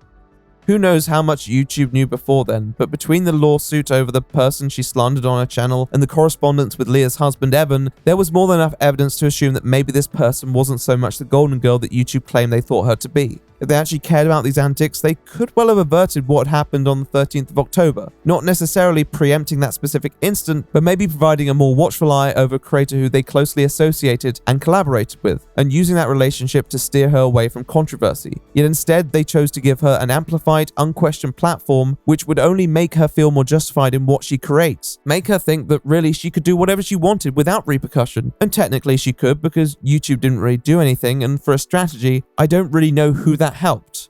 I can only hope they've done more behind the scenes to prevent a repeat of this, but the truth is, we'll only know if it happens again. YouTube and Sniperwolf spent so much time trying to prove an image that they neglected the simple fact that parties that are honest about who or what they are don't often need to prove it. Where they wouldn't feel every decision has to be taken with mind to an image. They just do what they feel is right. That's how an image is created. And if they make the wrong decision, hopefully they learn from it. Everyone has an image with flaws in it, sure, but most people's image is still based on their own beliefs and principles. They're not just composites of what they think people want to see. That's why SSSniperwolf will never be a sincere person, and YouTube will never be a sincere platform, eternally fighting for a perception that isn't there because every deliberate step just adds another tear to that masquerade, an eternal fight in a story that has to end. So why don't we go there now?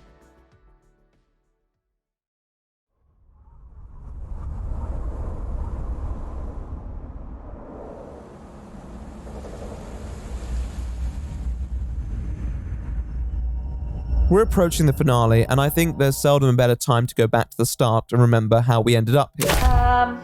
Nigwan Lee? I bet you that's pronounced wrong, but whatever. And they say, where is your boobs?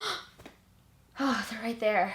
Scared me. I thought I lost them again. Girl on Gamer was probably the first victim of SSSniperwolf's warmongering behavior. She was also one of the most unnecessary and unfortunate. Her content was designed to be a bit provocative and baity, but at the same time, she was clearly ironically using it to create something amusing and often positive. Watching her live play in particular made me quite sad because she's actually really likable and deals with the environment very well. I'm subscribed to your channel.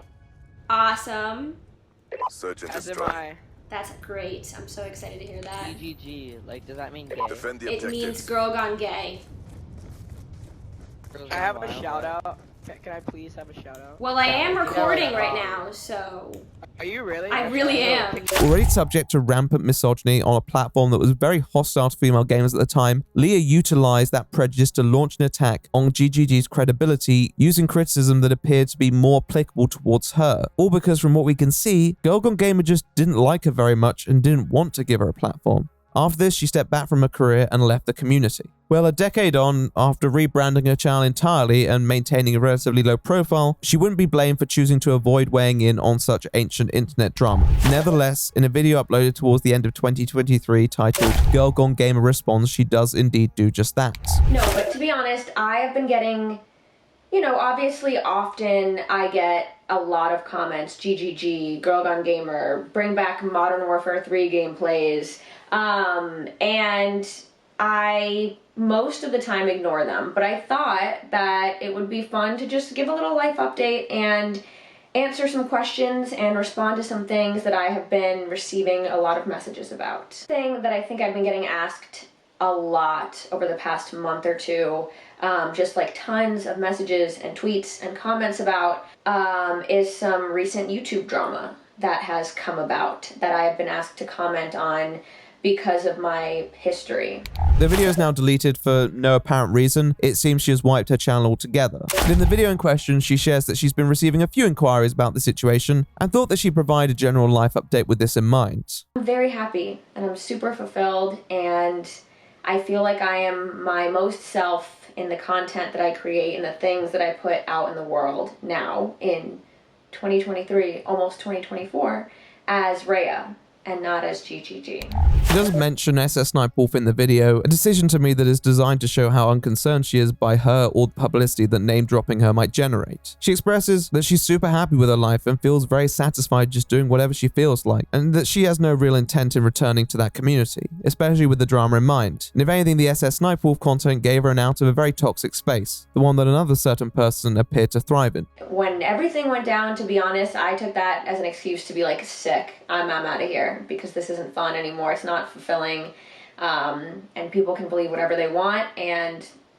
I'm gonna move on with my life. In both these creators' lives, Sniperwolf's video set a benchmark for what was to come. One person rising ruthlessly through the creator landscape, garnering fame and attention, but also stigma and criticism. The other ultimately withdrawing from that public sphere, but finding more fulfillment in their choices and settling down into what they felt comfortable with. Rhea knows who she is and doesn't have to fight every day to prove it. A statement that can't be applied to her opposition. I was actually in the same position as GGG once. People thought I faked my gameplays and they kept asking me for live commentaries, but I just got it. So much requests for it. I didn't decline. I just made it. Even though I suck at talking and playing at the same time, I ended up doing it no matter how bad it was, and yeah, just to prove myself. Alongside her husband, Leah spent her career optimizing a brand that she thought would be the most agreeable to the masses, all while being an inherently disagreeable person when defending this image, partaking in a mix of underhanded and performative ventures in an attempt to poison the well against anyone who might dare question her or her behaviorisms. These PR methods went far beyond the pale of decency that many would intrinsically possess. Being so fragile about what was lightweight content meant that she often felt it easier to direct animosity towards her competitors and critics because pushing other people down was the best way to elevate elevate her own image. Her pursuit of that has thrown many people under the bus who could have actually been good friends or collaborators, turned many people against her who could have supported her. She's even had to go through a bit of divorce battle, of which the channel is a significant factor. Although I wouldn't go as far to say that she's alone, she has people, and I expect she always will. It feels like all Leah knows, all Leah trusts, and all Leah has is YouTube. On the surface, therefore, it seems like good news for Leah that YouTube have reciprocated this throughout much of her career, a platform desperate to redefine how they're perceived, turning towards a creator who allowed them to position themselves as a culturally relevant yet commercially friendly website where people could sit down and watch videos and not become radicalized. I doubt there were many people whose lives were transformed by a Sniperwolf video, but that was the point. The problem was that promoting a creator whose whole existence is just defined by numbers, a creator who I'd go as far to say if what's written in the court documents is true, is no more legitimate than someone like Anna Oop, that you're not promoting a creator who is going to be concerned about the codes of ethics and guidelines in defending that, because that's not what they relate to when creating content. And yes, that's a problem. That's how you end up with the extremely concerning Omegle content. She only related to the harvesting of views in that environment, even if some of those views were for indulging very twisted and disturbed individuals. It's a numbers game to her.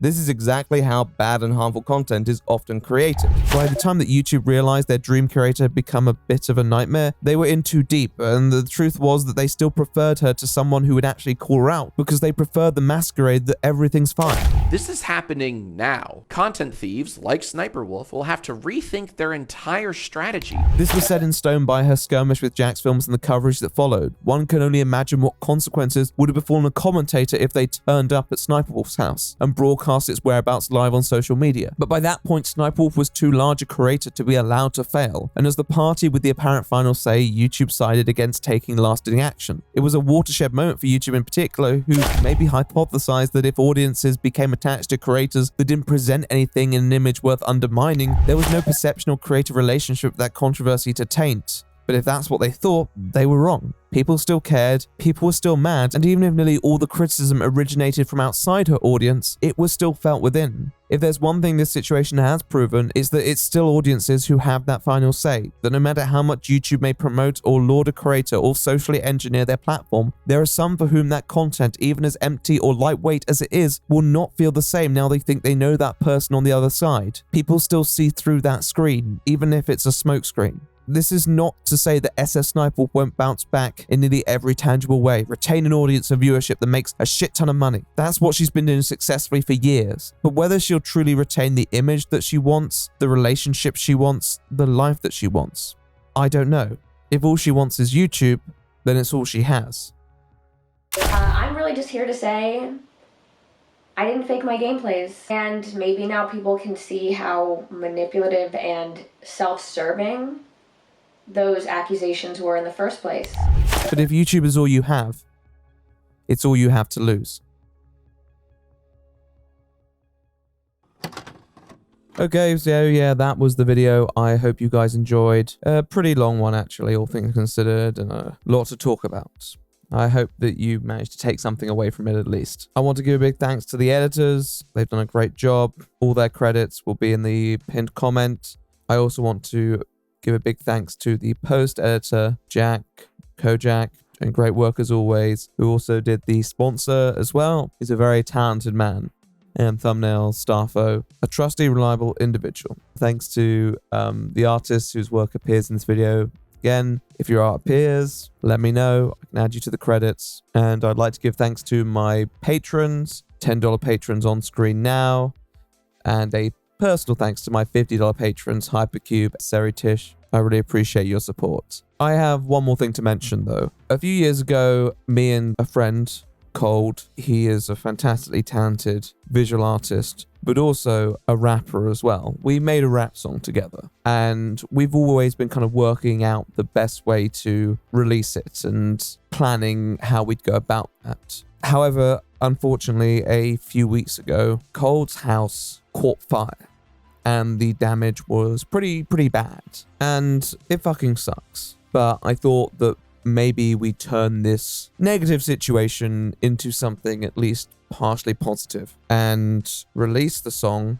along with a visualizer, and any profit made from the streaming or purchasing of the song will go directly to Cold, to the point that it covers the costs of what he's lost in the fire. If you don't like that sort of music, then I'm not expecting you to listen, but at the same time, check it out, and any checking you do will help someone who definitely deserves it. Cold is a great guy. Anyone who knows him will tell you that. And it's the least I can do for a good friend. So I think I'll just leave it there and tell you that I hope you all have a good rest of your week, rest of your month, whatever time you're listening to this. And I will bid you adieu. I'm The Right Opinion, and I'll see you in the next one.